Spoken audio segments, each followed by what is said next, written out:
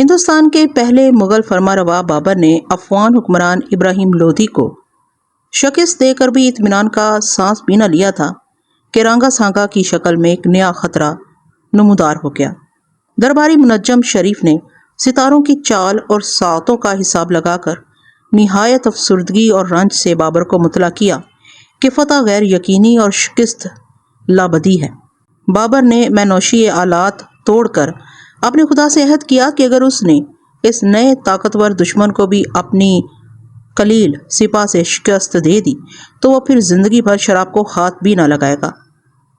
عزم و ہمت کا پیکر رانا سانگا کے مقابلے میں صفارہ ہو گیا اور اپنے فولادی حوصلے، انتھک شجاعت اور ہزار جنگی لیاقت کو روئے کار لا کر منجم کی منحوس پیشن گوئی کو جھٹلا دیا اور راما سانگا کو شکست دے کر بلا شرکت غیر پورے ہندوستان کا مالک بن بیٹھا۔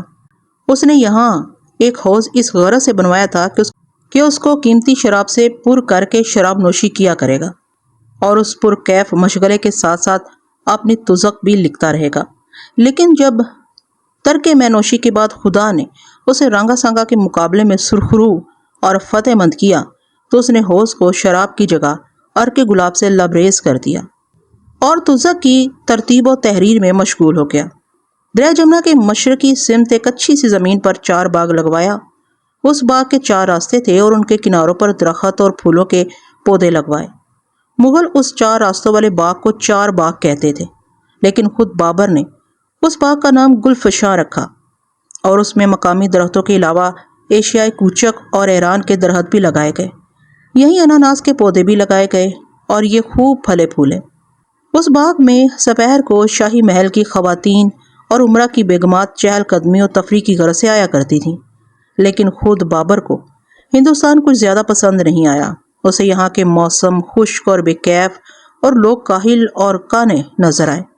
یہاں مادر نہر جیسے باغات اور پھل بھی نہ تھے، اس لیے جینا تو جینا، اسے ہندوستان میں مرنا بھی گوارا نہ تھا۔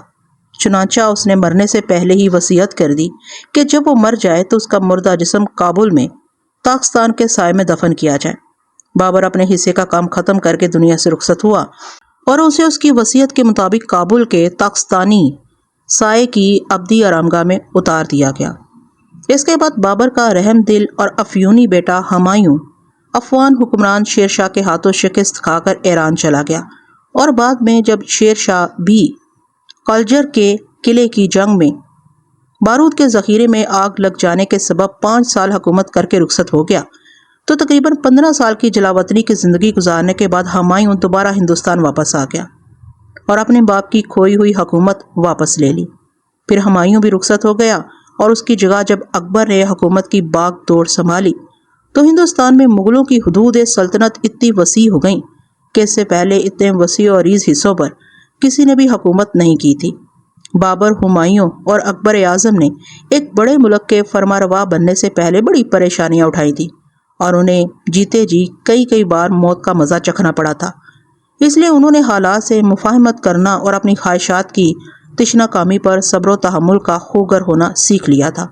لیکن ان 3 بڑے حکمرانوں کے بعد جب اکبر اعظم کا چہیتا اور منتوں مرادوں کی پیداوار شہزادہ سلیم کا دور آیا تو اس کی مزاجی کیفیت اور طبی حالات اپنے آباء و اجداد سے بالکل مختلف تھی۔ اس کی پرورش محل سرا کی پرکیف اور رنگین فضا میں ہوئی تھی۔ اس نے ہوش سنبھالتے ہی اپنے گرد و پیش دنیا بھر کا منتخب حسن مسکراتا لہلہاتا دیکھا۔ یہ شوخ و شنگ پری پیکر اور ناز و انداز کے چھلاوے تتلیوں کی طرح اس کے آس پاس منڈلاتے رہتے اور جب اسے راز کی یہ بات بھی معلوم ہو چکی کہ ان کے دلوں میں شہزادے کے لیے عجز و انکسار اور خود اسے مالکانہ اختیار اور حق تصرف حاصل ہے تو مجموعہ ازدار خود میں خود آرا اور خود ستا شہزادے پر کیسی کیفیات حملہ ور ہوئی ہوں گی۔ بے فکری اور لذیذ و مقوی غذاؤں نے اس کے جسم میں گرمی پیدا کر دی تھی، اس لیے کبھی کبھی جب وہ کسی حسین اور دلربا نقوش والی لڑکی کو دیکھتا اور وہ شہزادے کو پسند بھی آ جاتی تو بے سختہ اس کی آغوش واہ ہو جاتی اور محل سرا کے پنجرے میں قید لڑکی کسی پرند کی طرح پھڑپھڑاتی رہتی اور پھر جیسے ہی چھوٹتی وحشی ہرنی کی طرح چھلانگے لگاتی، کلانچے بھرتی محل کے کسی گوشے میں روپوش ہو جاتی۔ سرخ محلات کا شہر اکبر آباد دلہن بنا دیا گیا تھا۔ محل سرا اور قلعے کی آرائش و زیبائش پر بہشت اور کہکشاں کا شبہ ہوتا تھا۔ دورو دیوار اور چھتیں زربفت اور حریر میں لپیٹ دی گئیں۔ 3-4 ہزار ماہر فراشوں نے انتہائی کوششوں اور اعلیٰ تدبیروں سے رل بادل کھڑا کیا اور اس کے نیچے اونچے اونچے خیمے نصب کیے، انہیں خالص چاندی کی جالیوں سے آراستہ کیا۔ ان خیموں پر زربفت زرد زر مخمل لپٹا ہوا تھا، جا بجا مرصع چیزوں میں قیمتی جواہرات ٹکے ہوئے تھے۔ موتیوں کی جھالریں اور لڑیاں ستاروں کی طرح جھلملا رہی تھیں۔ مختلف مقامات پر سنہری تخت بچھے ہوئے تھے۔ شہزادہ سلیم عورتوں اور لڑکیوں کے بیچ سے گزرتا ہوا وسیع و عریض فوارے کی طرف چلا گیا۔ فوارے کے حوض میں کمل کے پھول کھلے ہوئے تھے اور 8 منہ والے فوارے سے پانی اس طرح برس رہا تھا جیسے حوض کی سطح پر کوہر کے بادل چھا گئے ہوں۔ حوض کے قریب سیڑھیوں پر جشن نوروز میں شریک ہونے والی عمرہ کی خواتین اور امیر زادیاں کھڑی باتیں کر رہی تھیں۔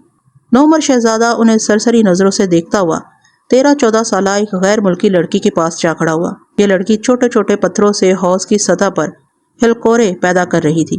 اس نے کئی بار ہاتھ بڑھا کر کمل کا پھول توڑنا چاہا لیکن ناکام رہی۔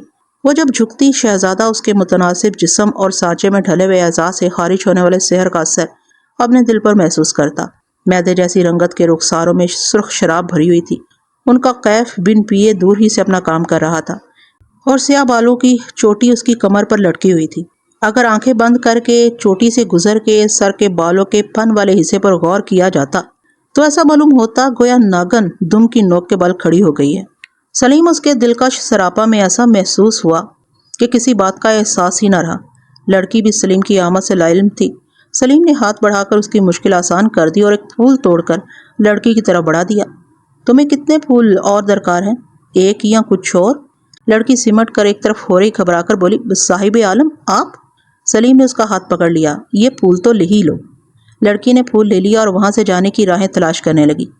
سلیم نے اس کا ارادہ بھانپ لیا، بولا، تم جانا چاہتی ہو؟ ہاں۔ لڑکی کے ہوش و حواس اب واپس آ چکے تھے۔ سلیم نے حیرت سے کہا، کچھ دیر ٹھہرو، ایسی بھی کیا جلدی؟ لڑکی نے کراہیت اور خوف کا اظہار کیا۔ فرار کی راہ تلاش کرتی ہوئی بولی، صاحب عالم، بندی کو جانے کی اجازت دیجیے، کوئی دیکھ لے گا تو آپ کی بدنامی ہوگی۔ سلیم نے مسکراتے ہوئے جواب دیا، تمہیں روک کون رہا ہے؟ تم جانا چاہتی ہو تو شوق سے چلی جاؤ، لیکن ہمیں اپنا نام تو بتاتی جاؤ۔ لڑکی نے جواب دیا، نام پوچھ کر کیا کریں گے آپ؟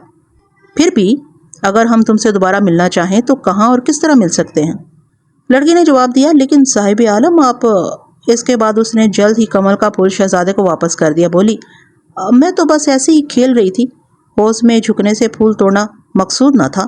سلیم کو لڑکی کی بے رخی اور بے لاگ باتوں پر غصہ آ رہا تھا۔ ذرا گرم ہو کر بولا، لڑکی، تم بھول رہی ہو، تم کس سے مخاطب ہو؟ تم ہم سے یہ اکڑی اکڑی باتیں کیوں کر رہی ہو؟ لڑکی ذرا نہ گھبرائی، بولی، یہاں کس کی مجال ہے جو آپ سے اکڑی اکڑی باتیں کرے؟ تمہارا نام؟ سلیم کے لہجے میں تلخی تھی۔ مہرو نسا، لیکن گھر میں لوگ مہرو کہتے ہیں۔ تم کہاں کی رہنے والی ہو؟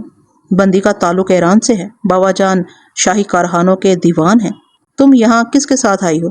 اتنے میں کسی طرف سے قرات کی آواز سنائی دی۔ ترجمہ تھا، زمانے کی قسم، انسان بہت خسارے میں ہے۔ مہرو نے ہاتھ کھینچ کر چھڑا لیا، بولی، صاحب عالم دیکھیے، خدا کیا کہہ رہا ہے، انسان بڑے خسارے میں ہے۔ شہزادے نے کسی کا لحاظ کیے بغیر مہرو کو اپنی آغوش میں لے لیا۔ کمل کا پھول زمین پر گر گیا۔ مہرو نے آزادی کی کوشش میں پھول کو پیروں سے مسل دیا۔ اتنے میں مؤذن کی آواز بلند ہوئی۔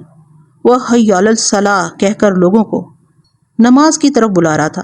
سلیم نے اسے چھوڑ دیا، بولا، مہرو تم سے دوبارہ ملاقات کو جی چاہتا ہے، ہم تمہارا انتظار کریں گے۔ پھر اسے جشن نوروز کا خیال آ گیا۔ ایک طرف جاتا ہوا بولا، مہرو تھوڑی دیر ٹھہرنا، ہم ابھی آتے ہیں۔ اور وہ واقعی فوراً ہی واپس آ گیا، لیکن اب وہ خالی ہاتھ نہ تھا۔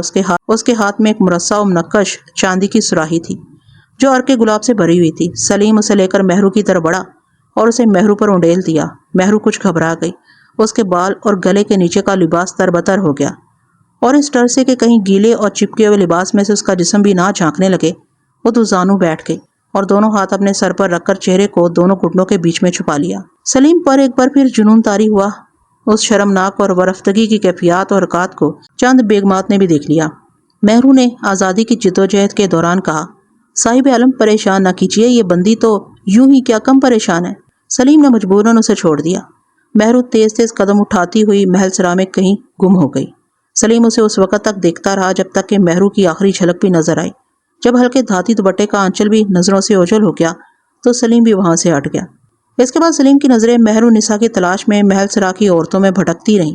اس نے کئی قابل اعتبار عورتوں سے مہرو نساء کے متعلق دریافت کیا، لیکن اس نے جس سے بھی یہ سوال کیا وہ پاگلوں کی طرح سلیم کی صورت تک کر بھاگ کھڑی ہوئی۔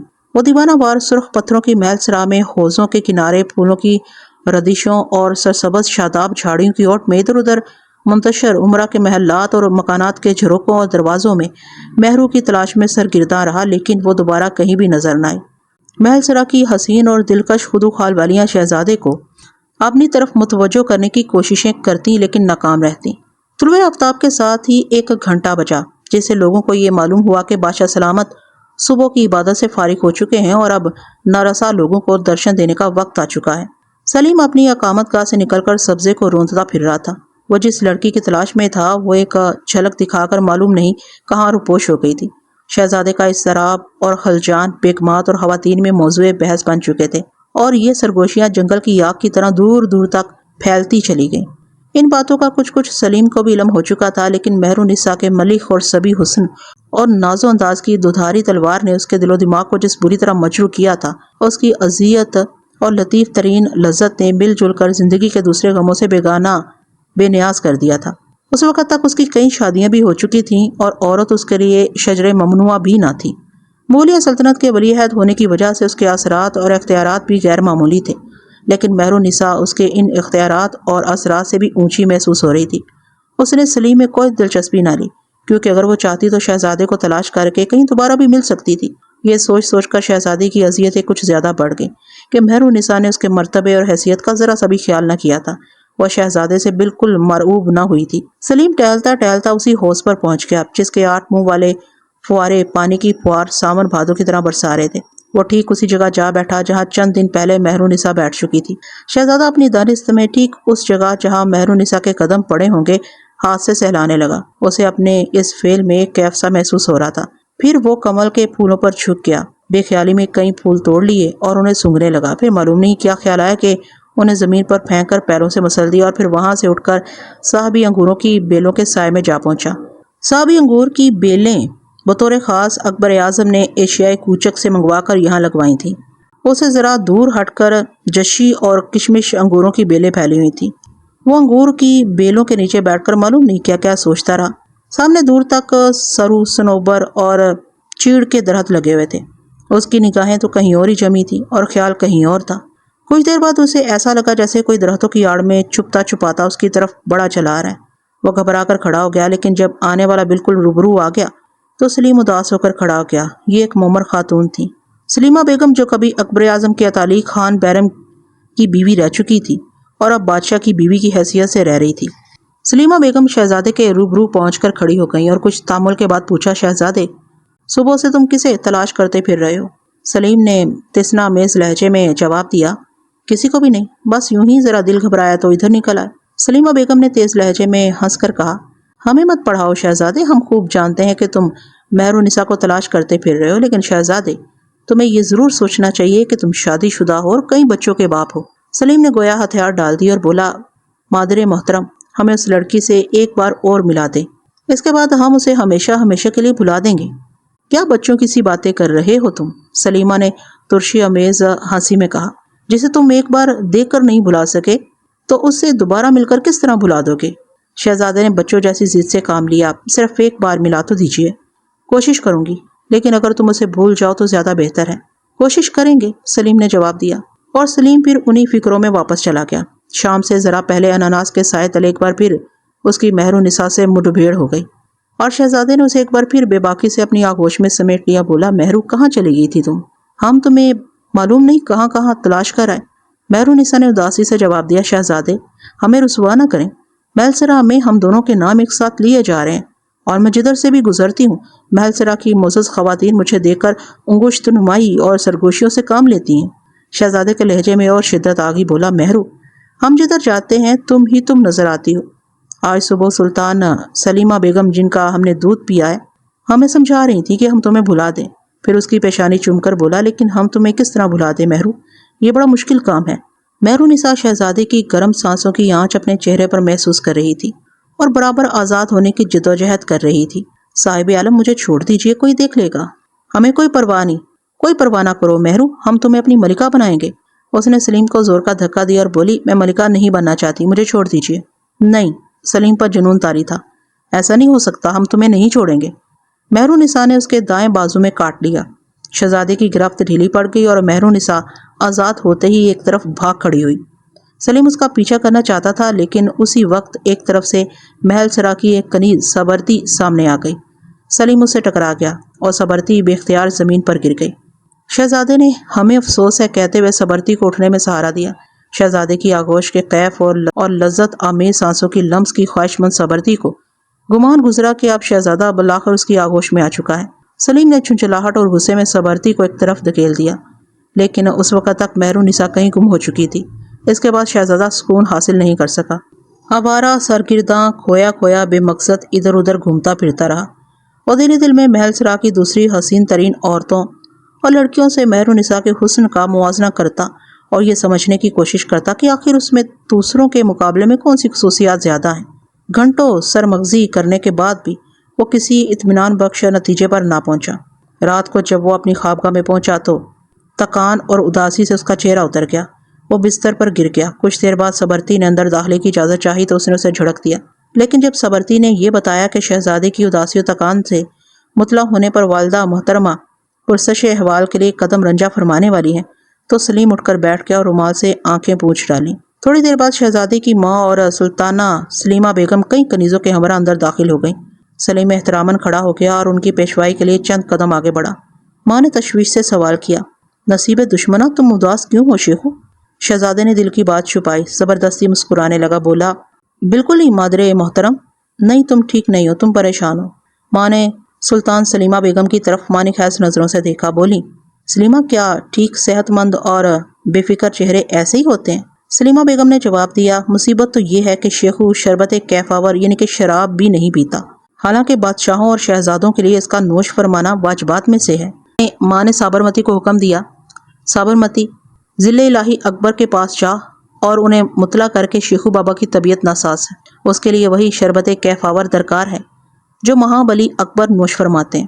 شہزادے نے تجاہل عارفانہ سے کام لیا، پوچھا، یہ شربت کیف آور کیا چیز ہے؟ ماں کے سنجیدہ چہرے پر مسکراہٹ کی لہر دوڑ گئی، پوچھا، تمہیں کھانسی تو نہیں آتی؟ شہزادے نے جواب دیا، کسی وقت آ جاتی ہے۔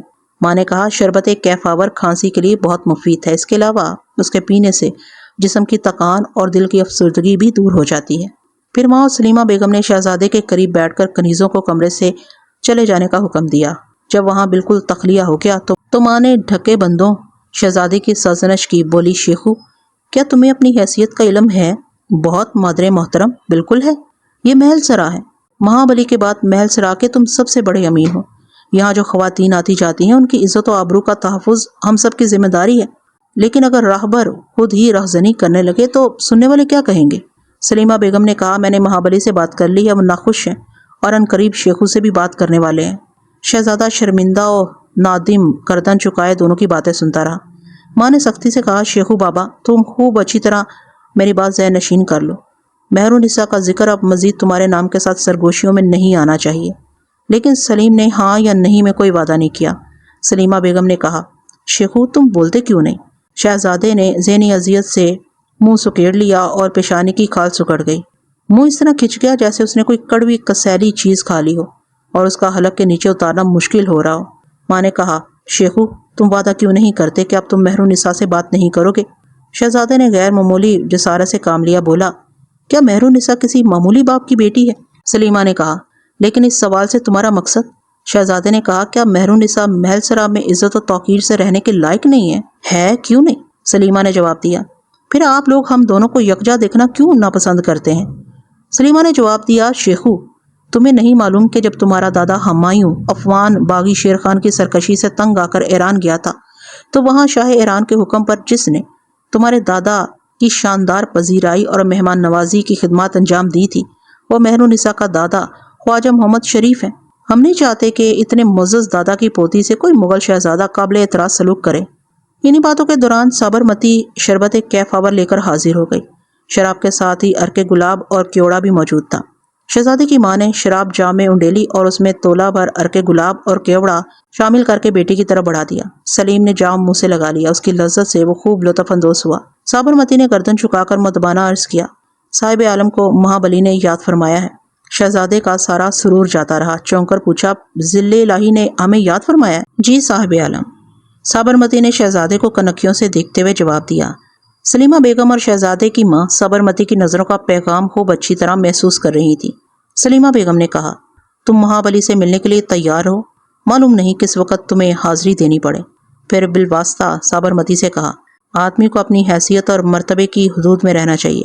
سلیم کی ماں اور سلیمہ بیگم کچھ دیر بیٹھ کر شہزادے کو شراب پلاتی رہیں، کیونکہ وہ خوب جانتی تھیں کہ جس طرح حرم میں ہزاروں عورتوں کا وجود شان عمارت اور لوازم جہانگیری میں شامل ہے، اسی طرح ایک حکمران یا شہزادے کا شراب پینا بھی نمائش و واجبات حکمرانی میں داخل ہے۔ شاہ برج کے باہر نکارے کی آواز گونج رہی تھی، جو اس بات کا اعلان تھا کہ اکبر اعظم اپنے سابقہ امور کی انجام دہی کے بعد شاہ برج میں داخل ہو چکا ہے۔ شاہ برج میں ہر شخص باریابی حاصل نہیں کر سکتا تھا، یہاں چند مخصوص اور معزز عمرہ کے علاوہ شہزادے بھی حاضری دے سکتے تھے۔ شہزادہ سلیم مختلف راہدریوں اور غلام گردشوں سے گزرتا ہوا شاہ برج کی طرف چلا جا رہا تھا۔ راستے میں ایک جگہ اندھیرے میں سے ایک سایہ ابھرا اور سرگوشی میں سابرمتی کی آواز سنائی دی، صاحب عالم کے جلوے خوش قسمتی رخصت ہو چکی ہے، مہابلی غصے میں ہے، خبردار، ہوشیار۔ شہزادے کو سابرمتی پر غصہ تو بے حد آیا، لیکن وہ کرتا بھی کیا؟ اس کی حرکات و سکنات سے تو یہی شبہ ہوتا تھا کہ سابرمتی ضلع الہی کی جاسوس ہے، جو محل کی حدود میں آزادانہ گھوم پھر کر لوگوں کی کمزوریاں پکڑتی رہتی ہے۔ سابرمتی شہزادے کو بہت پسند کرتی تھی، اور مخمل میں ٹاٹ کا پیوند ہونے کے باوجود اس کی قیمت و قدر اس سے کہیں زیادہ تھی، جس کا عام لوگوں کو اندازہ تھا۔ وہ مہابلی کی نظروں میں چڑھی ہوئی تھی، اس لیے کس کی مجال تھی کہ وہ سابرمتی کی مخالفت مول لیتا۔ لیکن شہزادہ یہ بھی جانتا تھا کہ اس کا باپ اکبر اعظم ایک نہ ایک دن رخصت ضرور ہوگا، اور اس کے بعد وہی ہندوستان کا حکمران مطلق ہوگا، اور پھر کس کی مجال ہوگی کہ شہزادے کی مخالفت مول لے۔ ماں، سلیمہ بیگم اور سابرمتی سبھی اس کی مرضی اور خواہش کی تابع ہو جائیں گی۔ جب وہ شاہ برج کی حدود میں داخل ہوا تو پہرے دار چند قدم چل کر اس کی تعظیم بجا لائے۔ وہ سنجیدگی سے گردن جھکائے شاہ برج کے اس حصے میں داخل ہو گیا جہاں شہنشاہ موجود تھا۔ اس وقت ہندوستان کا مطلق العنان فرمانروا اور سلطنت مغلیہ کا مغل اعظم اپنے دونوں ہاتھوں کو پشت پر رکھے بے چینی سے ٹہل رہا تھا۔ سہما سہما سلیم اس کے پیچھے کھڑا ہو گیا، قدموں کی آہٹ محسوس کر کے اکبر گھوم گیا۔ اس کی عقابی نظریں سلیم کے چہرے پر گڑ گئیں۔ شیخو بابا، اکبر کی کرخت آواز گونجی۔ جی مہابلی، سلیم کی آواز میں راشا پایا جاتا تھا۔ اکبر نے اسے گھور کر دیکھا اور اس کی درشتی میں شفقت بھی شامل ہونے لگی۔ محل سرا میں آخر یہ کس قسم کی سرگوشیاں ہو رہی ہیں؟ سلیم نے لا علمی کا اظہار کیا۔ مہابلی، یہ غلام کچھ نہیں جانتا۔ ہم یہ کیا سن رہے ہیں شیخو؟ کیا تم ہمیں مایوس کر رہے ہو؟ غلام کو اپنی بے ذاتی اور نادانی کا کھلے دل سے اعتراف ہے۔ کیا تم بھول گئے کہ ہمارے بعد اس عظیم سلطنت کا بوجھ کسے اٹھانا پڑے گا؟ غلام خود کو اس لائق بنانے میں کوئی کوتاہی نہیں کر رہا۔ شیخو، پھر یہ سب کیا ہو رہا ہے؟ تم اپنی عظیم ذمہ داریوں اور اپنے عظیم منصب کے بارے میں اتنے غیر سنجیدہ کیوں ہو؟ شہزادے نے کوئی جواب نہ دیا، نظریں اٹھیں اور اکبر اعظم کی نظروں سے ٹکرا کر جھک گئیں۔ شیخو، تم مغلیہ سلطنت کی امید ہو، ہم تم سے کچھ پوچھنا چاہتے ہیں۔ مہابلی، شہزادہ پریشان ہو کر بولا، یہ غلام آپ کا ہر حکم ماننے کو تیار ہے۔ اکبر نے گرج کر کہا، تم مستقبل کے بادشاہ ہو شیخو بابا۔ شہزادہ سر و قد اکبر کے سامنے جھک گیا۔ ہمیں کن باتوں سے نفرت ہے شیخو، یہ تم جانتے ہو، اور تمہیں خوب معلوم ہے کہ تم کل کے فرما روا ہو، لیکن اگر سچ مان لیا جائے تو تم کچھ نہیں جانتے۔ تو ہمیں یہ سوچنا پڑے گا کہ تمہیں ہندوستان کا بادشاہ بنایا بھی جا سکتا ہے یا نہیں۔ مہابلی، شہزادہ بولا، سر دست غلام کو مہابلی کی سرپرستی اور تربیت کی ضرورت ہے۔ جب تک منبع فکر و دانش کا رخ اس غلام کی طرف نہ ہوگا، یہ کیوں کر علم و آگہی حاصل کر سکے گا؟ خوب شیخو، خوب، اکبر نے کہا۔ تم کہتے ہو کہ محل سرا میں ہونے والی سرگوشیوں سے تم ناواقف ہو۔ ہم سوچتے ہیں جو شخص اپنے محل سرا کے حالات سے ناواقف اور لا علم ہو، وہ اتنے بڑے ملک پر کس طرح نظر رکھ سکے گا؟ سلیم نے رحم طلب نظروں سے باپ کو دیکھا تو اکبر اعظم نے کہا، ہمیں معلوم ہے کہ تم یہ کبھی پسند نہ کرو گے کہ تیموری تاج و تخت تمہارے سوا کسی اور کے حوالے کیا جائے۔ سلیم نے تیکھی نظروں سے شہنشاہ کی طرف دیکھا، اس کے قدموں میں لرزش ہوئی۔ اکبر نے کہا، غیاث بیگ کی بیٹی اور ولی عہد سلطنت مغلیہ کا ملاپ اور یکجائی کوئی معمولی بات نہیں ہے۔ تم نہیں جانتے ہو ہم ایسا کیوں نہیں چاہتے۔ سلیم نے ہمت کر کے کچھ کہنا چاہا لیکن الفاظ حلق میں پھنس کر رہ گئے۔ شیخو بابا، یہ مناسب معلوم نہیں ہوتا کہ ہم تم سے اس مسئلے پر کھل کر بحث کریں۔ یہ آداب شاہی اور اصول پدری کے خلاف ہے کہ باپ بیٹے نازیبا اور غیر پسندیدہ موضوعات پر شرم و تکلف کا خیال کیے بغیر گفتگو کرتے رہیں۔ ہم تمہیں حکم دیں گے اور تم اس کی تعمیل کرو گے، اس کے سوا کچھ نہیں۔ سلیم برہم باپ کے سامنے سے ہٹ جانا چاہتا تھا لیکن واپسی بھی اس کے اختیار میں نہ تھی۔ لیکن ٹھہرو، اکبر نے سوچ کر کہا، تم ماں بدولت کو یہ بتاؤ کہ میرے سما کی بیٹی مہرالنساء سے تم اتنے متاثر کیوں ہو گئے کہ سرگوشیاں محل سرا میں ابھرنے لگیں اور ہمیں اس موضوع پر تم سے گفتگو کرنے کے لیے تمہیں طلب کرنا پڑا؟ مہابلی، سلیم کی آنکھیں نم ہونے لگیں۔ اسے کچھ نہیں کہا گیا۔ شیخو ہمارے فرزند، اکبر نے کہا، ہم نہیں چاہتے کہ تم میرے سما غیاث بیگ کی بیٹی کے عشق میں مبتلا ہو کر اسے اپنے حرم میں ڈال لو۔ محل سرا میں جو خواتین آتی جاتی ہیں ان کی عزت و آبرو کے ہم امین ہیں۔ اگر ہم ان اخلاقی حدود اور قیود کو قائم نہ رکھ سکے تو یہ نہایت شرمناک اور تعصب انگیز بات ہوگی۔ سلیم تقریباً روحانسا ہو گیا لیکن پہلی بار جرأت کر کے بولا، مہابلی، امیر ساما کوئی معمولی آدمی تو نہیں ہے۔ پھر اس کی بیٹی مہرالنساء غلام کہنا دراصل یہ چاہتا ہے کہ ہندوستان کے چھوٹے چھوٹے راجاؤں کے مقابلے میں میرے سامان کا خاندان زیادہ عظمت رکھتا ہے، اور اس ناچیز کو یہ بھی معلوم ہوا ہے کہ میرے سما کے باپ خواجہ شریف نے جنت آشیانی حضرت دادا مرحوم ہمایوں سے قیام ایران کے دوران بہت اچھا سلوک کیا تھا۔ اکبر نے کہا، اس کی یہی حیثیت ہمیں اس پر مجبور کر رہی ہے کہ اس کی مغل شاہی خاندان سے قرابت داری نہیں ہونی چاہیے۔ ہرگز نہیں۔ سلیم کے اندر باپ کے خلاف جذبہ بغاوت پیدا ہو چکا تھا۔ اکبر پشت پر دونوں ہاتھ رکھ کر پھر ٹہلنے لگا۔ اس کی آواز بدستور گونج رہی تھی۔ میرے سما کا خاندان عمارت اور حکومت کے قرینوں سے خوب واقف ہے، اور ہمارے شہزادے اگر ان میں قرابت داریاں کر بیٹھے تو یہ کاروبار مملکت کا طول و طویل تجربہ رکھنے والے لوگ خطرہ ثابت ہوں گے، اور ماں بدولت یہ نہیں چاہتے کہ تم غیر ملکی سازش یا سیاست کے شکار ہو جاؤ۔ یکایک اکبر نے تالی بجائی۔ فوراً ایک غلام اندر داخل ہوا۔ اکبر نے اسے حکم دیا، مرزا غیاث بیگ کو ماں بدولت کے روبرو حاضر کیا جائے۔ تھوڑی دیر بعد غیاث بیگ بھی حاضر کر دیا گیا۔ سلیم نے مہرالنساء کے باپ کو عجیب سی نظروں سے دیکھا۔ وہ میرے ساما کو برہات دیکھ چکا تھا لیکن مہرالنساء کے باپ کی حیثیت سے اسے آج ہی دیکھا تھا۔ اکبر نے غیاث بیگ سے کہا، غیاث بیگ، تمہاری لڑکی مہرالنساء کی عمر کیا ہوگی؟ ابھی 14 سال انداتا۔ غیاث بیگ کی زبان تک لرز رہی تھی۔ تم اس کی کہیں شادی کیوں نہیں کر دیتے؟ غیاث بیگ نے مجبوری کی نظروں سے اکبر کی طرف دیکھا اور سر جھکا کر عرض کیا، اس غلام زادے کو اپنی اولادوں پر اتنا اختیار کہاں حاصل کہ وہ اپنی مرضی سے ان کی شادیاں کرتا پھرے؟ پھر تم چاہتے کیا ہو؟ غیاث بیگ نے جواب دیا، میری درخواست ہے کہ حضور خود ہی کوئی رشتہ تجویز فرما دیں۔ اکبر کچھ دیر اپنے ذہن پر زور دیتا رہا، پھر بولا، ہم رشتہ بھی تجویز فرما دیں گے۔ اس وقت سلیم کا زیادہ برا حال تھا۔ اس نے مجبوری اور بے بسی کی نظروں سے شہنشاہ باپ کو دیکھا اور نظریں جھکا لیں۔ تم جا سکتے ہو، اکبر نے غیاث بیگ کو حکم دیا۔ بہت خوب، یہ کہتا ہوا غیاث بیگ وہاں سے چلا گیا۔ اکبر سلیم سے ایک بار پھر مخاطب ہوا، تم نے سنا، اب تمہیں ایک باہوش شخص کی طرح اپنی ذمہ داریاں اٹھانی چاہیے۔ سلیم نے ہمت کر کے کہا، کیا جہاں پناہ کسی ایسی شے پر بھی قبضہ اختیار کا دعویٰ کر سکتے ہیں جو جہاں پناہ کی حدود مملکت میں واقع ہونے کے باوجود خود مختار اور آزاد ہے؟ شیخو بابا، اکبر کی آواز کچھ اونچی ہو گئی، ہم وضاحت چاہتے ہیں، جو کہنا ہے اسے صراحت سے بیان کرو۔ سلیم نے اپنی آنکھیں بند کر لیں، بولا، مہابلی کے سینے میں یا تو پتھر کا دل ہے یا پھر دل نام کی کوئی شے سینے میں موجود ہی نہیں ہے۔ اجازت دیجیے کہ یہ غلام اپنا مطلب صراحت سے عرض کر سکے۔ آپ کا شیخو میرے سما کی لڑکی کی طلب کا مدعی ہے۔ تم ان جذبات کی ذات میں ہو جو نوجوانی کا لازمہ ہے۔ اکبر نے کہا، شیخو بابا، کیا شہنشاہ کو یہ روش زیب دیتی ہے؟ کیا جذبے ان پر اتنی شدت سے یلغار کر سکتے ہیں؟ سلیم رکت آمیز لہجے میں بولا، مگر آپ کے شیخو بابا پر مہرالنساء نے قبضہ جما لیا ہے، ہم اسے نہیں بھلا سکتے۔ نہیں شیخو، تمہیں اسے بھلانا ہوگا۔ شیخو، تمہیں خود کو قابو میں رکھنا ہوگا۔ ہم جانتے ہیں کہ تمہارے لیے کیا مناسب ہے اور کیا نامناسب۔ سلیم نے ناگواری اور نفرت سے اکبر کو دیکھا اور خاموش کھڑا رہا۔ اکبر نے کہا، تم جا سکتے ہو، یہ یاد رکھنا کہ جو باتیں یہاں تخلیے میں ہمارے درمیان ہو چکی ہیں ان میں کوئی فرق نہیں آنا چاہیے۔ سلیم الٹے قدموں چل کر شاہ برج سے باہر آ گیا۔ اس کا چہرہ سرخ تھا۔ اسے اقتدار کی ضرورت تھی، اسے ہندوستان کا بادشاہ بن جانا چاہیے۔ جب وہ کچھ اور آگے بڑھا تو اس کے قدم 100 من کے ہو گئے۔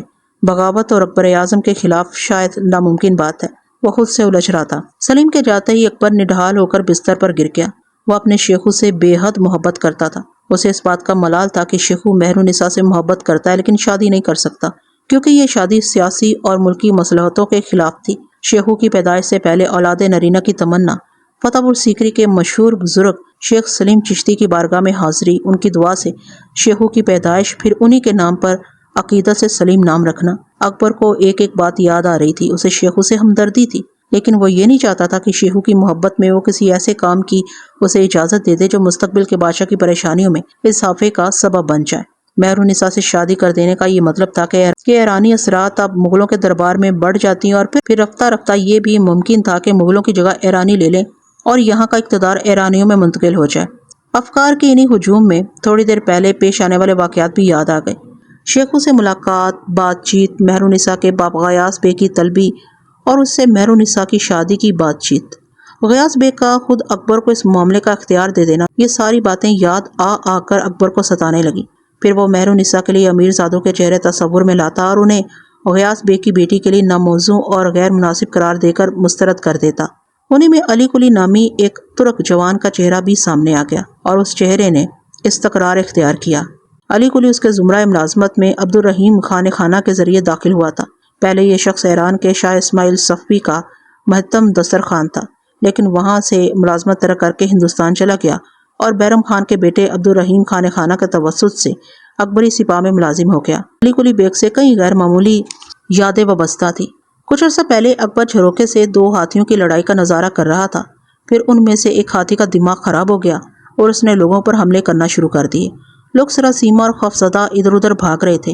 انہی لوگوں میں سے ایک حوصلہ مند نوجوان نکلا اور نیزے کا نشانہ لے کر غضبناک ہاتھی کی طرف بڑھا۔ ہاتھی نے سونڈ بڑھا کر اس جوان کو لپیٹ لینا چاہا، لیکن یہ خطرناک سونڈ جیسے ہی لہراتی ہوئی اس نوجوان کے قریب آئی، اس کا نوکیلا نیزہ سونڈ میں اتر گیا۔ ہاتھی چنگاڑ کر پیچھے ہٹا اور اس بہادر نوجوان نے نیزے کو کھینچ لیا اور اس کا دوسرا بھرپور وار بھاگتے ہوئے ہاتھی کی پشت پر ہوا۔ نیزہ کئی انچ اندر اتر گیا۔ ہاتھی کی دوسری چنگاڑ نے فضا میں لرزہ پیدا کر دیا۔ اب ہاتھی آگے آگے تھا اور یہ نوجوان اس کے پیچھے پیچھے۔ جب یہ ہنگامہ ختم ہوا اور اس نوجوان کو بادشاہ کے حکم سے اس کے روبرو پیش کیا گیا تو اس نے انعام و اکرام سے اسے نواز دیا۔ یہ حوصلہ مند اور بہادر نوجوان علی کلی بیگ تھا۔ اکبر کا شب خیال اب بھی حالت سفر میں تھا۔ اس بار وہ اکبر کو شکارگاہ میں لے گیا۔ آس پاس درندوں کا خوف موجود تھا۔ عمرہ اور شاہی منصبدار اکبر کو شکار کھلوا رہے تھے۔ اچانک کسی جھاڑی میں سے ایک غضبناک شیر نمودار ہوا اور اس نے اکبری عملے میں کھلبلی مچا دی۔ یہاں بھی علی کلی بیگ آگے بڑھا اور جست لگا کر چہرے کی طرف آتے ہوئے شیر کا پھرتی سے بیٹھ کر خنجر سے پیٹ چاک کر دیا۔ شیر کرپناک دھاڑ کے ساتھ کچھ دور جا گرا۔ علی کلی بیگ نے آگے بڑھ کر اور تلوار کا بھرپور ہاتھ رسید کر کے شیر کو جہنم واصل کر دیا۔ عمرہ اور شاہی عملے نے نعرہ تسخین بلند کیا۔ اکبر نے اسے قریب بلا کر شفقت سے سر پر ہاتھ پھیرا اور اسے شیر افغان کے خطاب سے سرفراز کیا۔ یہ شیر افغان ماضی میں 2 بار اکبر کا دل جیت چکا تھا اور مہرالنساء کے معاملے میں یہ تیسرا موقع تھا کہ اس نے اس بار بھی مغل اعظم کے بھٹکے ہوئے دل پر قابو پا لیا۔ اکبر کے چہرے پر اطمینان کی لہر دوڑ گئی۔ دوسرے دن اس امر کا سبھی پر انکشاف ہو چکا تھا کہ مرزا غیاث بیگ کی بیٹی مہرالنساء کے لیے بادشاہ سلامت نے شیر افغان کا انتخاب کیا ہے۔ شیخو بابا نے بھی یہ دلدوز خبر سنی اور دل محسوس کر رہ گیا، اور اسے شدت سے یہ احساس ستانے لگا کہ وہ مغل اعظم کا سب سے زیادہ چہیتا بیٹا اور ملک کی دوسری عظیم اور بااختیار شخصیت ہونے کے باوجود کتنا مجبور اور بے بس ہے۔ جب تک سورج موجود ہے، چاند کس طرح اپنے تابناک اور روشن وجود کا مظاہرہ کر سکتا ہے۔ باپ کے خلاف دل میں قدورتیں اور رنجشیں پیدا ہونے لگی۔ خوشامدی مصاحبوں اور محبت کے جھوٹے دعوے داروں نے شہزادے کو سمجھایا، صاحب عالم، اصل شے اقتدار ہے۔ یہ بادشاہ کا بیٹا ہونا یا شہزادہ کہلانا سب نمائشی باتیں ہیں۔ اقتدار اقتدار ہی ہے، آدمی شہزادہ ہو یا نہ ہو، لیکن صاحب اقتدار ضرور ہو۔ اداس اور غمگین شہزادہ سیر و شکار میں نکل گیا۔ مہرالنساء شیر افغان سے وابستہ کر دی گئی اور بادشاہ نے اسے بردان یعنی کہ بنگال جاگیر بخش دیا۔ افسردہ اور غمزدہ شہزادے کی دلجوئی کے طور طریقے اختیار کیے گئے۔ سلیمہ بیگم اور شہزادے کی ماں مریم زمانی نے بھی اپنے شیخو بابا کے دل بہلاوے کی مختلف تدبیریں کی۔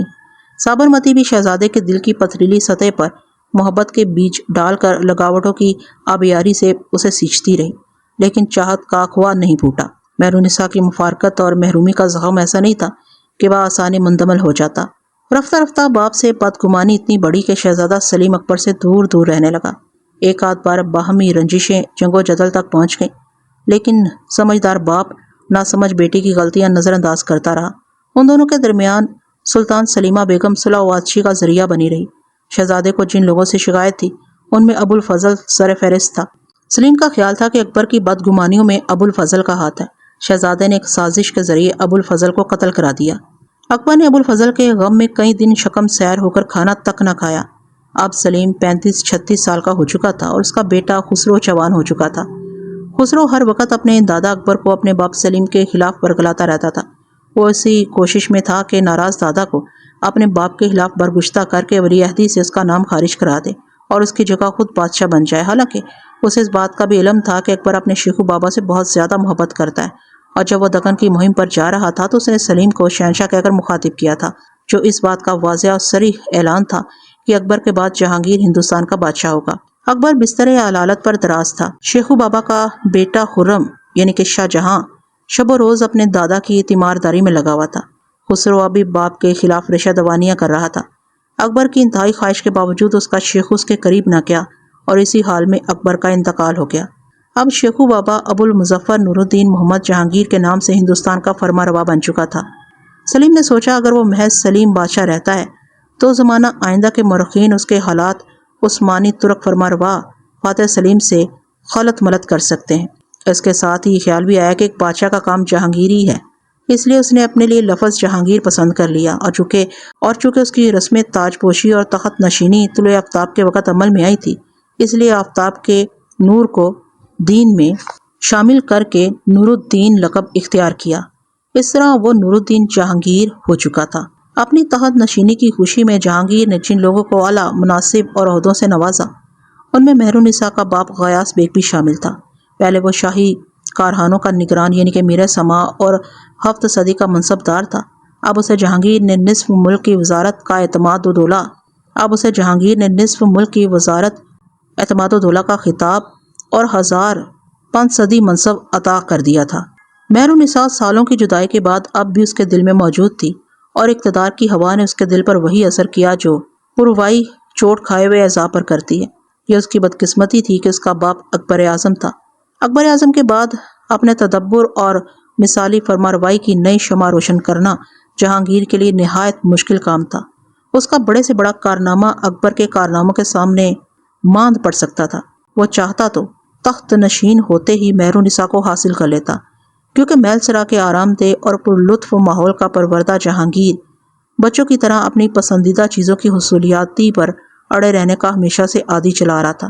اسے تو بس یہ معلوم تھا کہ جو چیز اسے پسند ہے اسے مل جانا چاہیے، لیکن جب فرمانروائی کا بوجھ کاندھے پر آ پڑا تو اس کے ساتھ ہی حزم و احتیاط کی خوب بھی پیدا ہو گئی، اور یہ گر کی بات بھی سمجھ میں آ گئی کہ اپنی خواہشات کی تکمیل جانوروں کی طرح نہیں کرنی چاہیے۔ خدا نے ایک بادشاہ کو جس عقل اور سوجھ بوجھ سے نوازا ہے، اس کے ماتحت جہانگیر کو احتیاط اور تدبر سے کام لینا چاہیے، اور اپنی خواہشات کی تکمیل سے پہلے چند بڑے کارنامے ضرور انجام دے لینا چاہیے، تاکہ لوگ اس کے عدل، دینداری، خدا ترسی اور نیک دلی کے دل سے قائل ہو جائیں۔ اس نے تخت نشین ہوتے ہی سب سے پہلے زنجیر عدل تیار کرائی۔ سونے کی یہ زنجیر 30 گز لمبی اور 4 من وزنی تھی۔ اس میں 60 گھنٹیاں لگی ہوئی تھیں۔ زنجیر کا ایک سرا شاہ برج کے کنگرے سے ٹکا دیا گیا تھا، دوسرا سرا جمنا کے کنارے گڑے ہوئے سنگے میل سے باندھ دیا گیا تھا۔ جہانگیر نے اس زنجیر کی تنصیب کے بعد اعلان کر دیا کہ جب کوئی ستم رسیدہ کارکنان عدالت سے انصاف نہ حاصل کر سکے تو وہ اس زنجیر کو ہلا دے۔ جہانگیر گھنٹیوں کی آواز سنتے ہی فریادی کو اپنے روبرو طلب کر کے عدل و انصاف سے سرفراز کرے گا۔ اس کے ساتھ ہی اس نے علماء کے نام پہ فرمان جاری کیا کہ وہ اللہ کے ناموں کی ایک فہرست تیار کر کے اس کے روبرو پیش کریں تاکہ وہ انہیں یاد کر کے ان کا ورد کیا کرے۔ اس نے رعایا کی فلاح کی خاطر 12 احکام نافذ کیے، جس کے تیسرے حکم میں کہا گیا تھا کہ لاوارث مرنے والوں کی جائیداد ضبط کر کے مساجد کی تعمیر میں صرف کی جائے۔ اس کے چوتھے حکم میں شراب کے استعمال اور خرید و فروخت کو ممنوع قرار دے دیا گیا تھا، لیکن جہانگیر نے خود کو اس حکم سے مستثنیٰ قرار دیا تھا اور خود اپنے حق میں شراب کے نشے کو دوسرے نشوں میں افضل قرار دیا تھا اور شراب کی تعریف بھی کی تھی۔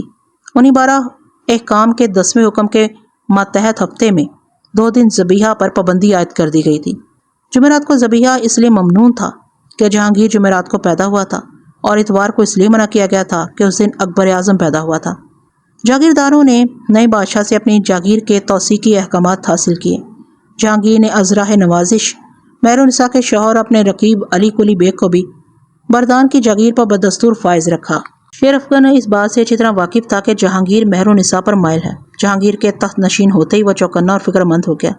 اس نے بردان میں بیٹھے بیٹھے رشوتوں کے ذریعے جہانگیر کے ارد گرد جاسوس متعین کر دیے جو اسے جہانگیر کے ان ارادوں اور احکام سے شرفکن کو مطلع کرتے رہیں جن کا تعلق اس کی بیوی مہرالنساء یا خود اس کی ذات سے ہو۔ انہی میں سابرمتی بھی شامل تھی، وہ سابرمتی جو ادھیڑ عمر کو پہنچنے کے بعد بھی شہزادے کو خود پر ملتفت نہ کر سکی تھی۔ بڑی اور نوکیلی مونچھوں اور بڑے جبڑے والا شرفکن مردان کی رہائش گاہ میں توسیع کرا رہا تھا۔ اس نے 500 گز زمین کی بنیادیں کھدوا دی تھیں اور ان پر چند کمرے تعمیر کرانا چاہتا تھا۔ رات کو جب مزدور اور ممار چلے گئے تو مہرالنساء نے شوہر سے دریافت کیا، کیا آپ نے زمین کے منحوس اور ساد ہونے کا شگون لے لیا تھا؟ شرفکن نے پوچھا، یہ شگون کس طرح کیا جاتا ہے؟ مہرالنساء نے کدال اٹھا کر شوہر کے حوالے کر دی، بولی ذرا اس سے ایک چھوٹا سا گڑھا کھود کر نکلنے والی مٹی کو ادھر ادھر جمع تو کیجیے۔ شرفکن نے بیوی کے حکم کی تعمیل میں ذرا سی دیر میں چھوٹا سا گڑھا کھود دیا۔ جب گڑھا کھود چکا تو مہرالنساء نے دوسرا حکم دیا، اب اس مٹی سے اس گڑھے کو دوبارہ پاٹ دیجیے۔ شرفکن نے گڑھے سے نکلی ہوئی مٹی گڑھے میں دوبارہ ڈال دی، لیکن معلوم نہیں کیوں گڑھا پھر بھی خالی رہ گیا۔ مہرالنساء نے بے چینی سے کہا، اور مٹی کہاں ہے؟ اسے اوپر تک بند کر دو۔ شرفکن نے پریشان ہو کر کہا، لیکن اب مٹی ہے کہاں جس سے گڑھے کو اوپر تک بند کر دیا جائے؟ مہرالنساء نے غمگین آواز میں کہا، تب پھر ہمیں یقین رکھنا چاہیے، یہ قطعہ زمین ہمیں راس نہیں آ سکتا، یہ ہمارے حق میں منحوس ثابت ہوگا۔ حیرت زدہ شرفکن نے کہا، مہرو تم کہنا کیا چاہتی ہو؟ مہرالنساء نے جواب دیا، جب کسی زمین کے نجس یا ساد اثرات دیکھنے کے لیے اس نوع کا گڑھا کھود کر اسے مٹی سے دوبارہ پر کیا جاتا ہے تو اگر وہ خالی رہ جائے تو اس سے اس کے منحوس ہونے کا شگون لیا جاتا ہے۔ اس طرح اگر گڑھا بھر جائے اور نہ خالی رہے نہ اوپر نکل جائے تو اسے نہ منحوس سمجھا جاتا ہے نہ ساد، لیکن اگر گڑھے کی مٹی اوپر تک چلی جائے تو اسے ساد سمجھا جاتا ہے۔ میں وثوق سے کہہ سکتی ہوں کہ یہ قطعہ زمین منحوس ہے۔ شرفکن کو ہنسی آگی، بولا، عورت کتنی ناقص العقل ہوتی ہے، تم اس بے جان زمین اور گڑھے سے جاندار انسان کے حق میں ساد اور نجس کا شگون لیتی ہو، خوب، تم تو بڑی وہمی ہو مہرو۔ مہرالنساء نے جواب دیا، یہ میں خود نہیں کہہ رہی، یہاں یہ سب اسی طرح مشہور ہے اور بارہا اس کی صداقت کا ثبوت بھی مل چکا ہے۔ شرفکن نے کہا، خیر دیکھا جائے گا، ہم بھی اس وہم کی صداقت یا باطل ہونے کا تجربہ کر لیں گے۔ اس رات مہرالنساء معلوم نہیں کتنی فکروں اور اندیشوں میں گھری رہی، پوری رات جاگتی رہی۔ رات کے پچھلے پہر شرفکن نے اسے جاگتے دیکھ کر دریافت کیا، مہرو تم سوتی کیوں نہیں؟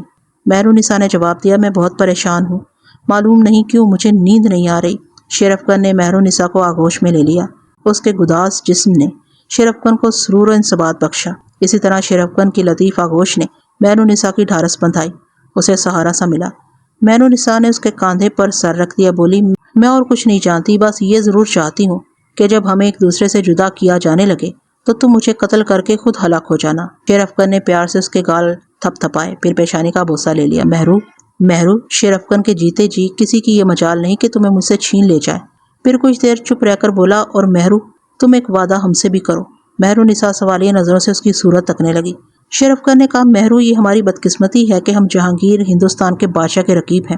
مہرالنساء نے جواب دیا، لیکن اپنے ارادوں یا خوشی سے اس کے رقیب تو نہیں ہیں آپ۔ یہ تو ٹھیک ہے، لیکن اس کے باوجود ہمیں ہوشیار ہی رہنا چاہیے۔ پھر مہرالنساء کی صورت تکتا ہوا بولا، مہرو ایک بات تو بتاؤ، سچ بتانا مہرو، صرف سلیم ہی تم سے محبت کرتا تھا یا خود تم نے بھی اس کی ذات میں کوئی شے دیکھ لی تھی؟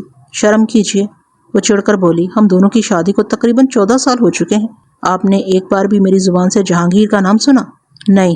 پھر فرتے جوش میں مہرالنساء کو اپنے سینے سے لگا لیا، بولا، تمہاری دیانت اور محبت ہی ہمارا سہارا ہے، تم کتنی اچھی اور اعلیٰ ہو مہرو۔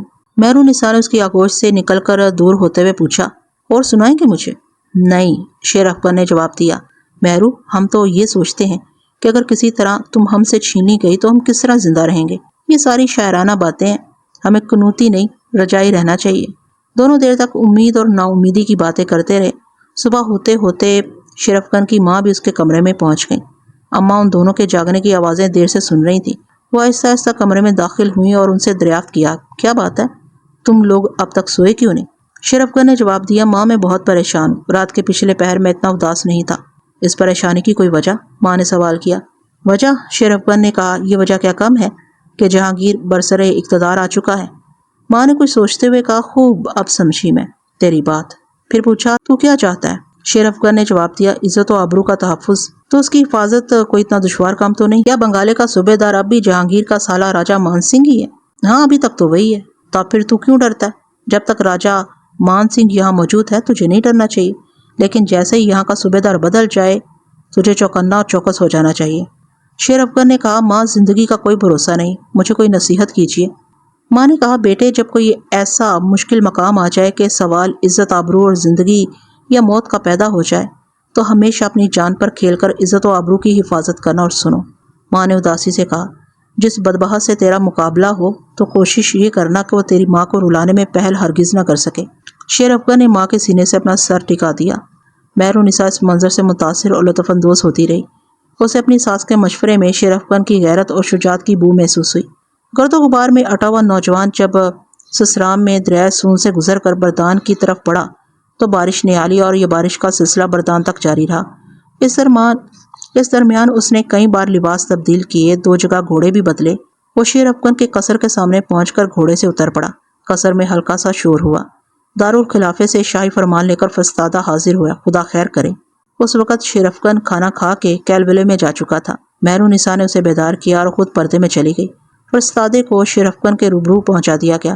مہرالنساء دروازے کی آڑ میں کھڑی ہو گئی اور دونوں کی بات چیت سے معاملے کی تہہ تک پہنچنے کی کوشش کرنے لگی۔ شیر افغان نے اٹھ کر فرستادے سے مصافحہ کیا اور نیلا گاؤ تکیہ تخت کے ایک طرف رکھ کر اسے بیٹھ جانے کا اشارہ کیا۔ جب فرستادہ بیٹھ گیا تو شیر افغان بھی اس کے روبرو بیٹھ گیا۔ شیر افغان نے دھیمی آواز میں پوچھا شیام سنگھ کیا خبر لائے؟ شیام سنگھ نے جواب دیا دارالخلافے میں بڑی گڑبڑ ہے۔ خسرو نے اپنے باپ جہانگیر کے خلاف بغاوت کر دی ہے اور وہ اپنے سپاہیوں کے ہمراہ لاہور روانہ ہو چکا ہے۔ اگر خسرو لاہور کے قلعے پر قابض ہو گیا تو دارالخلافے میں اور زیادہ گڑبڑ مچ جائے گی کیونکہ راجپوتوں کی بڑی تعداد خسرو کا ساتھ دے رہی ہے۔ شیر افغان نے تشویش سے سوال کیا جہانگیر ہمارے لیے بھی کچھ سوچ رہا ہے؟ مطلب یہ کہ اس کے کسی رویے سے ہماری بابت کسی اچھے برے خیال کا اظہار بھی ہوا یا نہیں؟ شیام سنگھ نے آہستہ سے جواب دیا اگر میری صاف کوئی گستاخی یا جرت بے جا نہ تصور کی جائے تو میں چند باتیں کھل کر عرض کر دوں۔ شیر افغان اپنی جگہ سے اٹھا اور اس نیت سے دروازے کی طرف بڑھا کہ کوئی تیسرا شخص ان دونوں کی باتیں تو نہیں سن رہا۔ ذہین اور ہوشیار مہرالنساء اس کے ارادے سے آگاہ ہو چکی تھی، فوراً وہاں سے ہٹ گئی۔ شیر افغان مطمئن ہو کر اپنی جگہ واپس آ گیا اور شیام سنگھ سے کہا ہاں اب کہو، جو کچھ کہنا ہے صاف صاف کہنا، بالکل اسی طرح جس طرح ایک مریض اپنے معالج کے روبرو سب کچھ صاف صاف کہہ دیتا ہے۔ شیام سنگھ زبان کھولتے ہچکچایا، اٹکر کہنے لگا میلسرا کی موت پر روایات کے مطابق جہانگیر کے دل میں مہرالنساء اب بھی شدت سے موجود ہے اور جب سے جہانگیر برسر اقتدار آیا ہے یہ چوٹ کچھ زیادہ ہی ابھر آئی ہے۔ شیر افغان کی غیرت کو چوٹ لگی، پہلو بدل کر رہ گیا۔ شیام سنگھ کہتا رہا اس نے اپنے دودھ شریک بھائی قطب الدین خان کو کلتاش، اڑیسہ اور بنگال کا صوبیدار مقرر کر دیا ہے اور بعض محرم راز یہ بتاتے ہیں کہ بادشاہ نے قطب الدین خان کو تخلیے میں معلوم نہیں کیا کیا ہدایتیں کی ہیں۔ لوگوں کا خیال ہے کہ قطب الدین خان تم پر یہ دباؤ ڈالے گا کہ مہرالنساء کو طلاق دے کر اسے اکبر آباد روانہ کر دو۔ شیر افغان مشتعل ہو کر کھڑا ہو گیا، یہ کس طرح ہو سکتا ہے؟ کیا اس احمق اور محل سرا کی زنانی فضا میں پلنے والے شہزادے کو یہ نہیں معلوم کہ شیر افغان کی ناموز پر ہاتھ ڈالنا کوئی معمولی بات نہیں ہے؟ جو ہاتھ سرکش ہاتھی کا رخ موڑ سکتے ہیں اور جن پنجوں میں شیر کا پیٹ چاک کر دینے کا دمخم موجود ہو، وہ کیسے حکمران کے قابو میں کس طرح آ سکتا ہے جس کا اپنے ناتجربے کار بیٹے پر کوئی زور نہ چلتا ہو؟ اور یہ بھی سننے میں آیا ہے، شیام سنگھ کہتا رہا، کہ تمہیں فوراً اکبر آباد طلب کیا گیا ہے اور تم پر یہ الزام لگایا گیا ہے کہ تم مفسد اور سرکش انسان ہو۔ شیر افغان کا غصہ بڑھتا ہی جا رہا تھا۔ کمر سے پیش قبض نکال کر ایک طرف پھینک دی، بولا میں بادشاہ کی ملازمت کا جوا اپنی گردن سے نکال پھینکتا ہوں، اب میں اس کا ملازم نہیں ہوں۔ شیام سنگھ نے ایک خط اس کی طرف بڑھا دیا، اور یہ سابرمتی کا خط ہے، محل سرا کے اندرونی حالات کا علم اس سے ہو جائے گا۔ شیر افغان نے جلدی جلدی خط کی تہیں دور کی اور بے چینی سے اسے پڑھنے لگا۔ مہرالنساء کے شوہر علی قلی بیگ کو معلوم ہونا چاہیے کہ بادشاہ کی نیت اس کی طرف سے صاف نہیں ہے۔ میں نے اکثر تنہائی میں اسے عرش آشیانی اکبر کی مذمت کرتے سنا ہے کہ انہوں نے اپنے شیخو کو مہرالنساء سے محروم کر دیا۔ بادشاہ کو 1 سال ملک کے حالات کی درستی کی طرف متوجہ رہنا پڑا اور ابھی اسے اپنی فرما روائی کی پہلی سالگرہ منائے ہوئے 1 ماہ اور 1 دن بھی نہ گزرے تھے کہ اس کا بیٹا خسرو بغاوت اور سرکشی کی نیت سے ایک چھوٹی سی سپاہ لے کر لاہور روانہ ہو گیا اور مجبوراً بادشاہ کو اس کے تعاقب میں جانا پڑ گیا۔ میں نے سنا ہے کہ بادشاہ نے اپنے برادر نسبتی راجہ مان سنگھ کی جگہ اپنے دودھ شریک بھائی قطب الدین خان کو اڑیسہ اور بنگال کا صوبیدار مقرر کر دیا ہے۔ بادشاہ کہتا ہے کہ تم مفسد ہو اور ہر وقت سرکشی اور بغاوت پر کمر باندھے رہتے ہو۔ بادشاہ نے قطب الدین سے تخلیے میں جو کچھ کہا سنا ہے اس کا صحیح علم کسی کو بھی نہیں، لیکن قرائن سے یہی اندازہ لگایا گیا ہے کہ قطب الدین خان تمہیں گرفتار کر کے اکبر آباد بھیج دے گا اور تمہاری بیوی کو محل سرا میں داخل کر دیا جائے گا۔ بادشاہ کے ارادے اور نیت کا اس بات سے یہ اندازہ لگایا جا سکتا ہے کہ بادشاہ نے مہرونسا کے باپ کو اعتماد الدولہ کا خطاب دے کر 1005 صدی کے منصب سے سرفراز فرمایا ہے اور اپنی آدھی حکومت کی وزارت اس کے حوالے کر دی ہے۔ شیر افکن اٹھ کر اندر چلا گیا اور تھوڑی دیر بعد معمولی لباس پہن کر واپس آ گیا۔ بولا، شام سنگھ، اب میں بادشاہ کا نوکر نہیں ہوں۔ قطب الدین خان کے کسی بھی حکم کی تعمیل مجھ پر واجب نہیں ہے۔ شام سنگھ نے جواب دیا، شیر افکن، جو قدم بھی اٹھانا سوچ سمجھ کر اٹھانا۔ شیر افکن اداس ہو گیا، افسردگی سے بولا، مجھے زندگی سے اتنا پیار بھی نہیں، میرے لیے موت اور زندگی یکساں ہیں۔ قطب الدین کو آنے دو، انشاءاللہ میں اسے بتا دوں گا کہ غیرت کسے کہتے ہیں اور شیر افکن سے پنجہ کرنے کا انجام کیا ہوتا ہے۔ نئے کمروں کی تعمیر مکمل ہو چکی تھی۔ شیر افکن کی خواہش تھی کہ اس میں رہائش اختیار کی جائے۔ مہرونسا کو اس نئے مکان سے ڈر لگتا تھا، لیکن شیر افکن کی ضد سے مجبور ہو کر منتقل ہو گئی۔ شیر افکن نے بردان کے کاشتکاروں اور مضافات کے زمینداروں اور چودھریوں سے سرکاری محصولات اور واجبات کی وصولیاتی کی خدمات بھی ترک کر دیں۔ اکبر آباد سے مہرونسا کی ماں عصمت بیگم بھی بردان پہنچ چکی تھیں۔ ایک تاریک اور اداس رات میں شیر افکن کے قصر کا ایک بوڑھا پہرے دار ایک جام نما برتن کی طرف بڑھا اور شمع کی روشنی میں اس کے اندر بھرے ہوئے پانی کو غور سے دیکھا۔ ابھی اس کے لبالب ہونے میں ذرا سی کسر باقی تھی۔ بوڑھے پہرے دار نے جام نما برتن کے قریب رکھی ہوئی لکڑی کی ایک تختی پر نظر ڈالی۔ اس پر 4 اور اس کے سامنے 1 کا ہندسہ لکھا ہوا تھا، جس کا مطلب تھا کہ شب و روز کی 44 گھڑیاں اور رات کا 1 پہر گزر چکا ہے۔ یہ جام نما برتن پانی سے بھرے ہوئے تشت میں رکھا تھا۔ برتن کے نیچے ایک باریک سوراخ تھا جس سے پانی برتن میں داخل ہوتا رہتا تھا۔ جب یہ برتن بھر جاتا تھا تو 1 گھڑی پوری ہو جاتی تھی اور یہ گھڑی 24 منٹ کی ہوتی تھی۔ بوڑھے کی نگاہیں جام نما برتن کے پانی پر جمی ہوئی تھیں اور جیسے ہی اوپر تک بھرا، پہرے دار نے لکڑی کے ہتھوڑے سے اوپر لٹکے ہوئے 7 جوش یعنی کہ 7 دھاتوں کے توے نما گھنٹے پر یکے بعد دیگرے 45 ضربے لگائیں اور پھر ذرا سے وقفے کے بعد 2 ضربیں پہروں کے حساب میں لگا کر ہتھوڑے کو گھنٹے میں پھنسا دیا اور تختی پر 44 کی جگہ 45 اور 1 کی جگہ 2 کا ہندسہ لکھ دیا۔ گھنٹوں کی پرشور آواز نے رات کا سکوت تہ و بالا کر دیا۔ شیر افکن کی آغوش میں سہمی ہوئی مہرونسا چونک کر بیدار ہو گئی۔ شیر افکن اس وقت بھی جاگ رہا تھا۔ مہرونسا کو چونک کر بیدار ہوتے دیکھ کر پوچھا، کیا ہوا مہرو، خیریت تو ہے؟ شیر افکن، اس نے وحشت سے آنکھیں پاڑ کر ادھر ادھر دیکھا، ہم کہاں ہیں؟ شیر افکن نے محبت سے اس کی پریشان لٹ ناک سے لگا کر چوم لی۔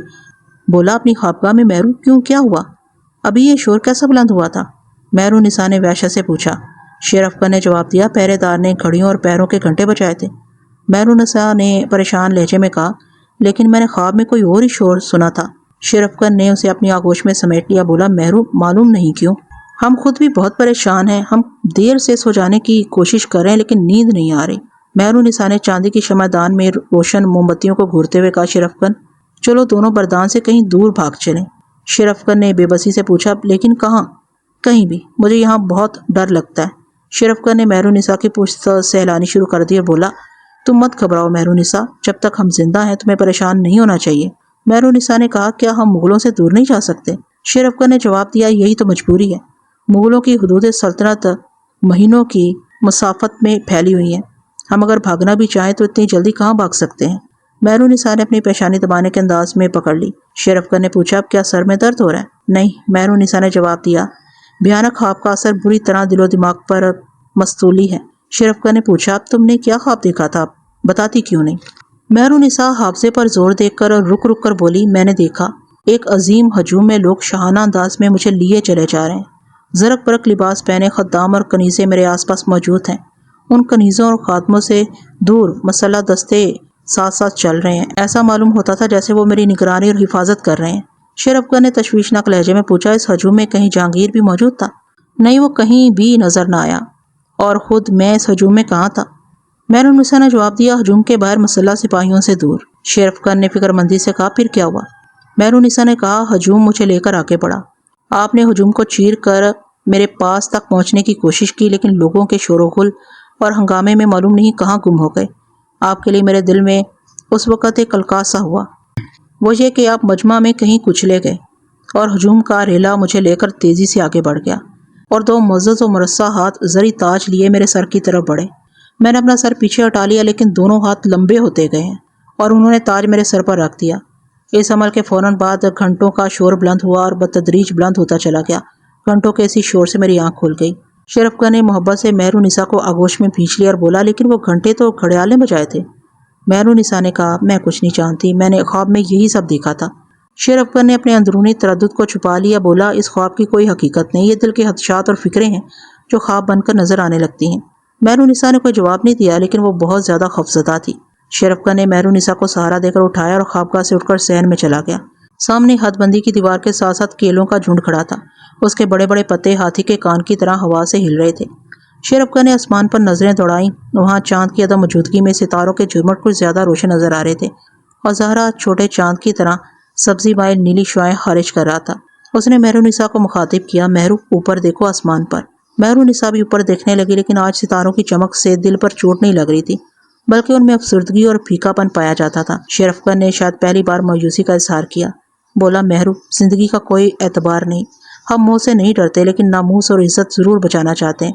اگر ہم زندگی سے مایوس ہی ہو گئے تو زندگی کے آخری سفر پر تمہیں ہمارے ساتھ ہی چلنا پڑے گا۔ مہرونسا نے جواب دیا، میں تیار ہوں، لیکن آپ کے بغیر میں زندگی کا تصور تک نہیں کر سکتی۔ شیر افغان مہرونسا کے ہاتھ میں ہاتھ ڈال کر صحن میں ٹہلتا اور باتیں کرتا رہا، اور آخر کار ان میں یہ سمجھوتا ہو گیا کہ جب بات عزت و آبرو پر آ بنے تو شیر افغان کو یہ اختیار حاصل ہوگا کہ مہرونسا کو ہلاک کر کے خودکشی کر لے۔ بیٹی لاڈلی بیگم البتہ زندہ رہنے دی جائے گی اور اس کی پرورش نانی عصمت بیگم کے سپرد ہوگی۔ قطب الدین خان جنت آباد پہنچ چکا تھا۔ اس کی طرف سے شیر افغان کو حکم ملا کہ وہ فوراً جنت آباد پہنچ کر اسے ملاقات کرے۔ شیر افغان نے جواب میں لکھ دیا کہ وہ خود کو بادشاہ کی ملازمت سے الگ کر چکا ہے، اس لیے صوبیدار کے حکم کی تعمیل سے معذور ہے۔ قطب الدین خان نے پھر لکھا، شیر افغان تمہیں اس قسم کی باتیں نہیں کرنا چاہیے، کیونکہ ان سے بغاوت کی بو آتی ہے، اور اگر تمہیں ایک بار بھی باغی قرار دے دیا گیا تو تم کہیں پناہ بھی نہ پا سکو گے۔ شیر افغان نے جواب میں لکھا، میں صوبیدار کی طلبی کو نیک نیتی پر نہیں محمول کرتا، مجھے اپنے حشر کا پہلے ہی علم ہو چکا ہے، اس لیے جانتے بوجھتے خودکشی نہیں کرنا چاہتا۔ قطب الدین خان نے انتہائی نرم رویہ اختیار کیا، لکھا، شیر افغان میں اس لیے حاضر ہوا ہوں کہ بردان اور اس کے مضافات سے سرکاری واجبات وصول کروں۔ چونکہ تم خود کو ملازمت شاہی سے الگ کر چکے ہو، اس لیے تمہاری خدمات کی انجام دہی کے لیے مجھے یہاں آنا پڑا، اور اسی غرض سے تمہیں بلا رہا ہوں کہ تم سے اس علاقے کا حساب کتاب بھی سمجھ لوں۔ تمہاری ملاقات بہت ضروری ہے۔ قطب الدین خان نے اس خط کے ساتھ شیر افغان کو تحائف بھی بھیجے۔ ان تحائف میں ایک بیش قیمت گھوڑا بھی تھا۔ صوبیدار کے ہر کارے نے شیر افغان کو زبانی بھی بہت سمجھایا، اسے یقین دلایا کہ اگر وہ صوبیدار سے ملاقات کر لے گا تو اس میں شیر افغان ہی کا فائدہ ہے، ورنہ مزید سرتابی اور سرکشی اس کی تباہی اور بربادی کا سبب بن جائے گی۔ شیر افغان سوچ میں پڑ گیا اور کافی غور و فکر کے بعد اس نتیجے پر پہنچا کہ اسے جنت آباد نہیں جانا چاہیے، بلکہ قطب الدین خان کو بردان بلانا چاہیے۔ اس نے قطب الدین خان کو جواب میں لکھ دیا، پر اعتماد اور خلوص پر بھروسہ کرتے ہوئے یہ خواہش کروں گا کہ وہ خود بردان تشریف لیں اور مجھے مہمان نوازی کا شرف بخشیں۔ قطب الدین خان بردان آنے پر آمادہ ہو گیا اور چند سطری خط منظوری میں لکھ دیا، بہتر ہے میں خود آ رہا ہوں، اور تمہیں یہ یقین دلانا چاہتا ہوں کہ بیجا شکوک اپنے دل سے نکال دو، مجھ پر اعتماد کرو۔ شیر افغان قطب الدین خان کا انتظار کرنے لگا۔ قطب الدین خان نے اپنی سپاہ کے ساتھ جنوب میں بہتی ہوئی گنگا کو عبور کیا اور بردان میں داخل ہو گیا۔ اس نے بردان کے شمالی سرے پر خیمے نصب کرا دیے اور شیر افغان کو اپنی آمد سے مطلع کرتے ہوئے لکھ دیا، ہم بردان میں داخل ہو چکے ہیں، اور چونکہ مجھے بادشاہ کی طرف سے اڑیسہ اور بنگال کی صوبیداری پر متعین کیا گیا، اس لیے ضروری ہے کہ میں یہاں اپنے خیموں میں تمہارا انتظار کروں۔ تم اپنے ساتھیوں کے ہمراہ یہاں حاضر ہو کر بالمشافہ گفتگو کر لو۔ شیر افغان فکر میں پڑ گیا کہ آخر اسے اب کیا کرنا چاہیے۔ قطب الدین خان اس کی ہر بات مانتا چلا آ رہا تھا، اب اسے کسی اور بات پر مزید مجبور کرنا صوبیدار کی بے عزتی تصور کیا جائے گا، اس لیے بہتری اسی میں ہے کہ وہ خود صوبیدار کے خیموں میں پہنچ جائے۔ اس نے قطب الدین خان کو آخری بار لکھا، میں صوبیدار کے خیموں تک آنے کے لیے تیار ہوں، لیکن یہاں سے چلنے سے پہلے میں یہ ضروری سمجھتا ہوں کہ صوبیدار مجھے آخری بار اس کا یقین دلائیں کہ وہ میری عزت و ناموس کے طلبگار نہ ہوں گے، اور یہ کہ ملاقات کے دوران صوبیدار کی سپاہ ہم سے دور دور رہے گی۔ قطب الدین خان نے جواب میں لکھ دیا، مجھے تمہاری ہر بات منظور ہے، لیکن تم بھی یہاں اپنی سپاہ کے ساتھ مت آنا۔ شیر افغان قطب الدین خان کے پاس جانے پر بالکل آمادہ ہو گیا۔ جانے سے پہلے وہ اپنی ماں کے پاس پہنچا اور ساری تفصیل اس کے گوش گزار کر کے مشورہ طلب کیا۔ پوچھا، ماں ان حالات میں مجھے کیا کرنا چاہیے؟ ماں نے جواب دیا، بیٹے فرار کی کوئی راہ نہیں، تم صوبیدار کے پاس جاؤ۔ شیر افغان نے ماں کی پیشانی کا بوسہ لیا اور جواب میں ماں نے بھی بیٹے کی پیشانی چوم لی اور لوہے کا خود اپنے ہاتھ سے بیٹے کے سر پر رکھ کر خدا حافظ کہہ دیا۔ اس کے بعد شیر افغان مہرونسا کے پاس گیا۔ اب دیدہ بیوی نے شوہر پر الوداعی نظریں ڈالی تو شیر افغان نے پوچھا، مہرو تم تیار رہنا، ہم واپسی کی بھرپور کوشش کریں گے، لیکن اگر نہ آ سکیں تو تم خودکشی کر لینا، ہم نہیں چاہتے کہ ہماری ناموس جہانگیر کے حوالے کی جائے۔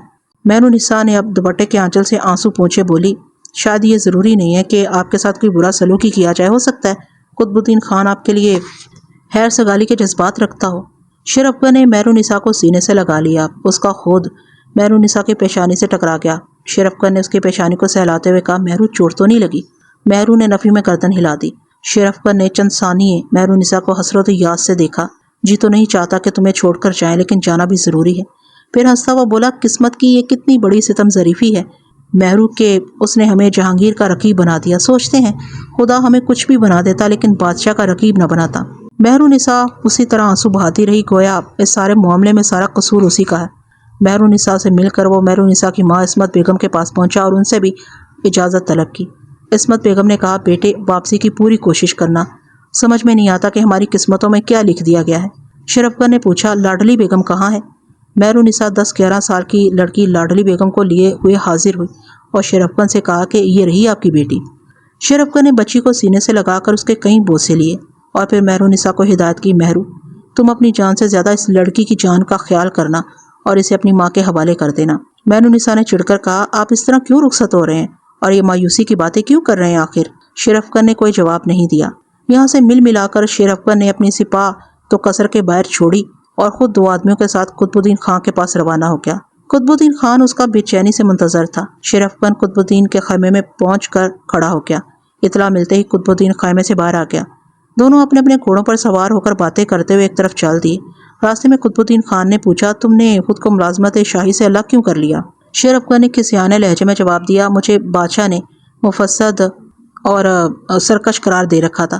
ایک مفسد، سرکش اور متفنی کو ہرگز یہ زیب نہیں دیتا کہ وہ شاہی ملازمت کے اعزاز پر قائم رہے۔ قطب الدین خان نے ترشی سے پوچھا، تم نے مجھے بھی بے آبرو کیا؟ جب تمہیں یہ معلوم ہو گیا تھا کہ مجھے اڑیسہ اور بنگال کا صوبے دار بنا دیا گیا ہے تو تم پر یہ واجب تھا کہ شاہی جاگیردار کی حیثیت سے میرا احترام کرتے۔ شرفکن نے جواب دیا، صوبے دار کی عزت و احترام سے زیادہ اپنی عزت و جان کا تحفظ زیادہ ضروری تھا۔ قطب الدین تل ملا گیا، بولا، تم جانتے ہو میں یہاں کس لیے آیا ہوں؟ شرفکن نے بھی سخت انداز اختیار کیا، بولا، جس مقصد اور غرض و غایت کا اظہار تم اپنے خطوں میں کر چکے ہو، اگر اس کے علاوہ کوئی مقصد ہے تو گویا مجھ سے فریب کیا گیا ہے۔ قطب الدین خان آگ بگولا ہو گیا، سختی سے جھڑک دیا، بولا، ہوش میں آؤ شرفکن، تم محض ایک معمولی جاگیردار ہو، تمہیں بادشاہ کا عطا پسو کی طرح مسل سکتا ہے، بس مسل ہی تو سکتا ہے، اس کے سوا کیا کر سکتا ہے وہ بھی بتا دو۔ قطب الدین خان نے غصہ پی لیا، کہا، تمہیں ایک گھڑی ضائع کیے بغیر اکبر آباد روانہ ہو جانا ہے؟ اور شرفکن نے نظریں ترچھی کر لی اور پوچھا، اگر میں اکبر آباد نہ جاؤں تو؟ قطب الدین خان نے کہا، تب پھر تمہیں ایک دوسرا کام کرنا ہوگا۔ اس کے لیے میں تمہیں یہ یقین دلاتا ہوں کہ اگر تم نے میرا کہنا مان لیا اور میری خواہشات کے مطابق کام کیا تو تمہیں حکومت مزید جاگیروں سے نواز دے گی۔ شرفکن قطب الدین خان کو گھورنے لگا، بات صاف کرو غلطاش، مجھے اب بھی تمہاری نیت میں فتور محسوس ہو رہا ہے۔ شرفکن، تم میری اہانت کے در پہ ہو، لیکن میں مصلحتاً اسے گوارا کر رہا ہوں۔ شرفکن نے کہا، جس نے اپنا سر ہتھیلی پر رکھ لیا ہو وہ کسی سے خوفزدہ نہیں ہوتا۔ قطب الدین نے نرمی سے کہا، شرفکن ہماری بات سنو اور غور سے سنو، کیا تم اس کا اقرار کرو گے کہ بادشاہ کی خوشنودی ہر چیز پر مقدم ہے؟ شرفکن نے نفرت سے کہا، نہیں، میں ایسا نہیں سمجھتا، اپنی ناموس اور عزت کا تحفظ ہر شے پر مقدم ہے۔ قطب الدین خان نے میٹھے لہجے میں کہا، تم مہرو نسا کو طلاق دے کر بادشاہ کی خدمت میں روانہ کر دو، یہ کام تمہاری خوش بختی میں شمار کیا جائے گا۔ شرفکن نے غصے میں کہا، کوکلتاش، کہیں تم پاگل تو نہیں ہو گئے؟ کیا تم لوگ اس کام کو اتنا آسان اور معمولی سمجھتے ہو؟ شرفکن کی ناموس پر ہاتھ ڈالنا تو بادشاہ کے بس کی بات بھی نہیں۔ قطب الدین خان نے اونچی آواز میں کہا، تم خود پاگل ہو گئے ہو شرفکن، تمہیں معلوم نہیں کس بات پر زوم ہے، تمہیں ہر حال میں مہرو نسا کو طلاق دے دینی ہے۔ زور زور سے باتوں کی آواز پر قطب الدین کے سپاہی دوڑ پڑے اور انہوں نے شرفکن کو اپنے محاصرے میں لے لیا۔ شرفکن نے قطب الدین خان کے سپاہیوں کو نفرت سے دیکھا اور اسے پوچھا، قطب الدین خان، یہ کون سی روش مردانہ ہے؟ قطب الدین خان نے اپنے سپاہیوں کو حکم دیا، تم لوگ پیچھے ہٹ جاؤ۔ سپاہی جیسے ہی پیچھے ہٹے، شرفکن نے اپنی ماں کی خواہش پوری کر دی۔ اس نے اپنی آستین میں چھپے ہوئے نمچے کو بلند کیا اور پوری قوت سے قطب الدین خان کے پیٹ میں اتار دیا، اور جب نمچا باہر کھینچا تو قطب الدین خان کی انتڑیاں باہر آ چکی تھیں۔ قطب الدین خان نے اپنا پیٹ دونوں ہاتھوں سے پکڑ کر آواز لگائی، سپاہیوں، اس حرام خور غدار کو جانے نہ دینا۔ قطب الدین خان کے سپاہی گھوڑے دوڑائے شرفکن کے سر پر پہنچ گئے۔ پیر خان نامی کشمیری نے شرفکن کے سر پر تلوار ماری، شرفکن نے جھکائی دی اور صاف بچ گیا اور جوابی حملہ کر کے پیر خان کو بھی قتل کر دیا۔ لیکن اسی دوران مقتول صوبے دار کے سپاہیوں نے شرفکن کو اپنے محاصرے میں لے لیا اور ہر طرف سے تابڑ توڑ حملے ہونے لگے۔ کھچا کھچ، کھچا کھچ، کھنا کھن کی عجیب آوازیں اور زخمیوں کی چیخیں گونجنے لگیں۔ شرفکن نے بڑی کوشش کی کہ سپاہیوں کا حصار توڑ کر نکل بھاگے، لیکن اپنے مقصد میں کامیاب نہ ہو سکا اور سینکڑوں سپاہیوں نے اسے بہت جلد خاک و خون میں ملا دیا۔ قطب الدین خان مر گیا۔ شاہی وقائے نویس نے ساری روایات لکھ کر بادشاہ کی خدمت میں روانہ کر دی۔ جہانگیر ان دنوں شہزادہ خسرو کی بغاوت کو کچل کر قندھار کے باغیوں کی سرکوبی کے لیے کابل جا چکا تھا۔ یہ منحوس اور ناخوشگوار خبر جب اسے پہنچی تو اپنے دودھ شریک بھائی قطب الدین کی وفات پر بہت ملول ہوا اور اس نے ایک فرمان جاری کیا۔ ماں بدولت کو قطب الدین خان کے قتل کی دلخراش خبر سے سخت صدمہ پہنچا۔ ہمیں اس بات کی بھی خوشی ہے کہ ہمارے جانثاروں نے اس شیر افکن کو ٹکڑے ٹکڑے کر کے جہنم واصل کر دیا، اور ہمیں امید ہے کہ جہنم ہی اس بدبخت اور روسیہ کا دائمی ٹھکانہ ہوگا۔ ماں بدولت کا حکم ہے اس جہنمی شیر افکن کے متعلقین کو بحفاظت تمام اکبر آباد روانہ کر دیا جائے۔ لیکن وہاں کچھ ایسے بھی لوگ تھے جنہیں شیر افکن سے ہمدردی تھی۔ انہوں نے لفظ مظلوم سے اس کا مادہ تاریخ نکالا۔ شاہ فرمان کے پہنچنے سے پہلے ہی بادشاہ کے وفادار کارگزاروں نے مہرالنساء، اس کی ماں عصمت بیگم اور بیٹی لاڈلی بیگم کو بحفاظت تمام اکبر آباد روانہ کر دیا تھا۔ یہ قافلہ بنگال کی حدود سے گزر کر جب بہار میں داخل ہوا تو مہرالنساء کو اپنا خواب یاد آ گیا۔ اس نے خواب میں ایسا ہی منظر دیکھا تھا، لیکن اس سے گزر کر جب یہ لوگ قنوج میں داخل ہوئے اور پھر اکبر آباد کے سرخ محلات نظر آنے لگے تو حافظے میں خواب کے منظر کا وہ حصہ ابھرا جس میں 2 ہاتھ زریں اور مرصع تاج اٹھائے اس کی طرف بڑھے تھے، لیکن وہ دونوں ہاتھ ابھی تک کہیں بھی نہ دکھائی دیے تھے۔ پھر یہ قافلہ دریائے جمنا کو عبور کر کے اکبر آباد میں داخل ہو گیا۔ مغموم اور اداس مہرالنساء نے دریا کے کنارے سنگ میل سے بندھی ہوئی زنجیر عدل دیکھی، جس کا ایک سرا محل کے اندر شاہ برج کے کنگرے سے اٹکا ہوا تھا اور جس میں 60 گھنٹیاں بندھی ہوئی تھیں، جنہیں کوئی بھی فریادی ہلا کر بادشاہ سے عدل و انصاف حاصل کر سکتا تھا۔ مہرالنساء کے جی میں آئی کہ وہ دوڑ کر اس زنجیر تک پہنچ جائے اور اسے پوری طاقت سے ہلانا شروع کر دے، لیکن یہ سوچ کر باز رہی کہ بادشاہ شاہ برج میں موجود ہی کب ہوگا، وہ تو کابل میں ہے۔ بادشاہ کی ہدایت کے مطابق مہرالنساء کو سلطان سلیمہ بیگم کے حوالے کر دیا گیا۔ محل سرا میں مہرالنساء کی حیثیت اس معتوب مجرم کی تھی جس کا شوہر بادشاہ کے دودھ شریک بھائی قطب الدین خان کا قاتل تھا۔ جب بادشاہ کابل سے واپس آ گیا تو مہرالنساء اس کے سامنے نہیں آئی۔ اب وہ ایک بیوہ کی زندگی گزار رہی تھی۔ سلطانہ سلیمہ بیگم جہانگیر کی خواہش کا علم رکھتی تھی۔ اس نے مہرالنساء کو سمجھایا، مہرالنساء جو کچھ ہو چکا اسے بھول جانا چاہیے۔ جہانگیر تمہیں دکھ نہیں پہنچانا چاہتا، آخر کب تک تم یہ بیوگی کی زندگی گزارو گی؟ مہرالنساء سلیمہ بیگم کے ماضی سے واقف تھیں، بولی، مادر محترم، کیا آپ بھی میرے ان غموں کا اندازہ نہیں لگا سکتی جن کے ہاتھوں میں یہاں تک پہنچی ہوں؟ سلیمہ بیگم کو اپنا ماضی یاد آ گیا۔ کبھی وہ اکبر کے خان بابا بیرم خان کی بیوی تھی، لیکن جب بیرم خان بغاوت کے الزام قتل کر دیا گیا تو جہانگیر کے باپ اکبر اعظم نے اسے شادی کر لی۔ سلیمہ بیگم نے افسوس سے کہا، مہرالنساء، تیرے دکھ مجھ سے زیادہ کون سمجھے گا؟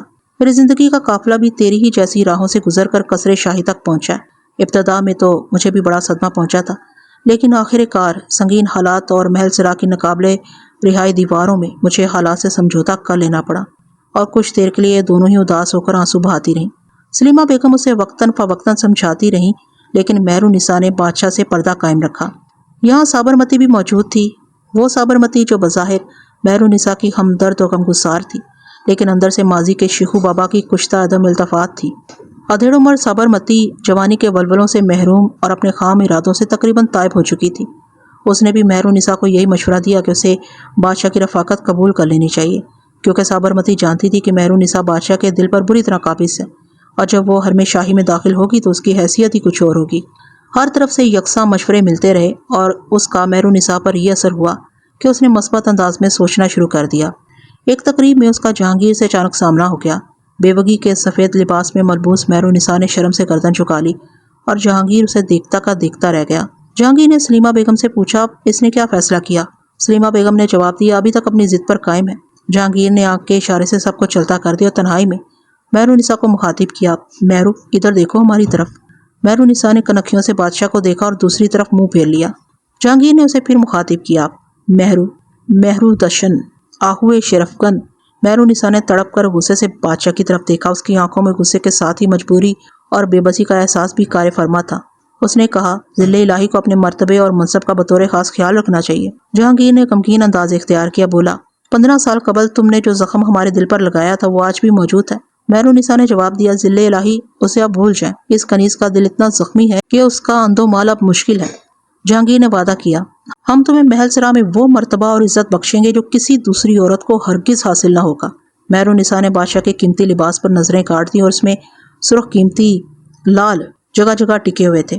اس نے برجستہ شعر عرض کیا، تیری ریشمی کباب پر یہ لالی سرخ تکمے جو ٹنکے ہوئے ہیں، یہ تکمے نہیں، میرے خون کے قطرے ہیں جو گرے پاں گیر ہو گئے ہیں۔ جہانگیر کی طبیعت مکتر ہو گئی۔ مہرالنساء نے جواب دیا، یہ کنیز جب بردان سے چل کر اکبر آباد میں داخل ہوئی تھی تو اس کی جیسے ہی زنجیر عدل پر نظر پڑی تھی، دل میں یہ خواہش ابھری تھی کہ اسے زور زور سے ہلا کر بادشاہ سے اپنے مظلوم اور مقتول شوہر کا انصاف اور خون بہا طلب کروں۔ لیکن بادشاہ سلامت ان دنوں کابل میں تشریف فرما تھے، اور یہ کنیز اس توقع پر شاہی محل میں داخل ہو گئی کہ جب بادشاہ سلامت تشریف لے آئیں گے تو یہ کنیز ان سے بالمشافہ انصاف طلب کرے گی۔ لیکن بادشاہ نے اس کنیز پر کیے جانے والے ظلم و جور کا علم رکھنے کے باوجود خاموشی اختیار کر لی، اور اب وہ ایک ایسی خواہش کا اظہار کر رہا ہے جس کا اس سوگوار اور افسردہ کنیز کے پاس اس کے سوا کوئی جواب نہیں کہ یہ ناچیز اب اپنی بقیہ زندگی بیواؤں کی طرح گزارنا چاہتی ہے۔ جہانگیر کو غصہ آ گیا، گرم لہجے میں بولا، تمہارا شوہر غدار تھا، باغی تھا، وہ مفسد تھا، اس نے سرکشی اختیار کی تھی، اس نے ہمارے بھائی قطب الدین خان کو قتل کر دیا۔ تمہارا شوہر اسی سزا کا مستحق تھا، وہ اپنے کیفری کردار کو پہنچ گیا، اس نے تو اتنا بھیانک اور سنگین جرم کیا تھا کہ اس کی سزا اس کے اہل و عیال کو بھی بھگتنی چاہیے، لیکن ہم عذرائے مراحم اس روانہ، اس مفسد اور جہنمی کے جرم کا بدلہ اس کے اہل و عیال سے نہیں لے رہے۔ مہرالنساء کی آنکھیں نم ہو گئی، بولی، اختیار و اقتدار بادشاہ کے ہاتھ میں، اب یہ فیصلہ کون کرے گا کہ کس نے کس پر ظلم کیا، کس کا جرم سنگین تھا اور کسے اس کے جرم کی کیا سزا ملنی چاہیے؟ جہانگیر نے عاجز آ کر کہا، شیر افغن جیسے بازی کی وکالت کرتی ہو، خیر ہم جانتے ہیں، شیر افغن جیسے باغی کی وکالت کرتی ہو، خیر ہم جانتے ہیں، لیکن یہ یاد رکھو کہ خوبصورت الفاظ اور متفلانہ استدلال سے حقائق نہیں بدلتے۔ تمہارا شوہر باغی تھا اور ہمیشہ باغی ہی سمجھا جائے گا۔ مہرالنساء نے جواب دیا، وہ مظلوم تھا اور عقل مندوں نے اس کا مادہ تاریخ بھی لفظ مظلوم ہی نکالا ہے۔ جہانگیر وہاں سے جاتا ہوا بولا، تم کچھ اور سوچ لو، ہم تم سے پھر ملیں گے۔ جہانگیر چلا گیا اور مہرالنساء بستر پر گر کر زاروں کی طرح روتی رہی۔ مہرالنساء کے انکار اور سخت رویے سے دل برداشتہ ہو کر جہانگیر سیر و شکار کو چلا گیا۔ وہ شکار کے پیچھے گھوڑا دوڑاتا رہا۔ اس کی حالت اس شخص جیسی تھی جس کے پیروں کے نیچے آنکھ ہو اور وہ زمین پر پیر ٹکا نہ سکتا ہو۔ اسی شکار کے دوران ایک نیل گائے اس کے سامنے آ گئی اور جہانگیر نے اسے اپنی بندوق کے نشانے میں لے لیا۔ ابھی اس نے فائر نہیں کیا تھا کہ ایک سائس اور دو کمہار سامنے آ گئے۔ نیل گائے بدک کر بھاگ گئی اور جہانگیر آگ بگولا ہو گیا۔ مشتعل ہو کر حکم دیا کہ سائس کو اسی جگہ جہاں وہ موجود ہے قتل کر دیا جائے۔ سائس کو فوراً قتل کر دیا گیا۔ اس کے بعد دونوں کہار اس کے روبرو پیش کیے گئے۔ جہانگیر نے انہیں قہر کی نظروں سے دیکھا اور حکم دیا کہ دونوں کے پیر کاٹ کر گدھوں پر سوار کیا جائے اور انہیں لشکر کے ارد گرد گھمایا جائے۔ اس حکم کی بھی تعمیل کر دی اور دونوں کہاروں کے پیر کاٹ کر جب ان کی سواریاں لشکر کے آس پاس سے گزر رہی تھیں تو جہانگیر نے درشت لہجے میں کہا، منع سے کہو کہ وہ ان دونوں کے جرموں کا اعلان کرتا چلے تاکہ لوگ عبرت پکڑیں اور پھر اس غلطی کے مرتکب نہ ہوں۔ شاہی مرات نے بادشاہ کے حکم پر عمل کیا۔ لشکریوں کے لیے یہ تماشا بڑا پرلطف تھا۔ دو پا بریدہ انسان گدھوں پر رسیوں سے جھگڑے ہوئے بیٹھے تھے۔ گدھوں کی پشت خون سے سرخ ہو گئی تھی اور دونوں زخمی عالم بے ہوشی میں گردن نیوڑائے ہچکولے کھاتے شاہی لشکر کے پاس سے گزر رہے تھے۔ سپاہیوں نے دیکھ دیکھ کر خوشی سے تالیاں بجاتے۔ ایسے تماشے روز روز کہاں دیکھنے کو ملتے ہیں، اور شاہی سپاہ بادشاہ سلامت یعنی کہ بادشاہ زندہ باد کے نعرے لگا رہی تھی۔ جب مغموم اور افسردہ جہانگیر سیر و شکار سے واپس آ گیا تو سلیمہ بیگم نے اسے خوشخبری سنائی کہ مہرالنساء کچھ آمادہ ہو چکی ہے۔ بادشاہ اس خبر سے بہت خوش ہوا۔ بادشاہ نے مہرالنساء کو ایک چھوٹا سا پرزہ لکھا، مہر روشن آہوئے شرفگن، معلوم ہوا ہے کہ تم تنہائی اور فرصت کے لمحات کشیدہ کاری میں گزارتی ہو، ماں بدولت سے پردہ جاری رکھنا چاہتی ہو۔ اگر تمہیں رفو کا کام بھی آتا ہے تو ہندوستان کا بادشاہ جہانگیر تم سے درخواست کرے گا کہ اس کے دل کے شگاف کو ضرور رفو کر دو۔ پردہ عصمت و صفت کی نشانی ہے، لیکن جسے تم نے ذل الہی کہہ دیا اس سے کیسا پردہ؟ کیا اللہ کے سائے سے بھی پردہ کیا جا سکتا ہے؟ مہرالنساء نے جواب دیا، بادشاہ سلامت، جسے آپ مہر روشن کہتے ہیں وہ تو اللہ کے سائے کا ایک حقیر سا سایہ ہے، اور جسے آپ نے آہوئے شیرافگن کے لقب سے یاد کیا اسے تو اب بھی یہی حسرت ہے کہ کوئی شیرافگن اس آہو کو شکار کرے جس عصمت و عفت کی بادشاہ سلامت نے توصیف و تعریف فرمائی ہے۔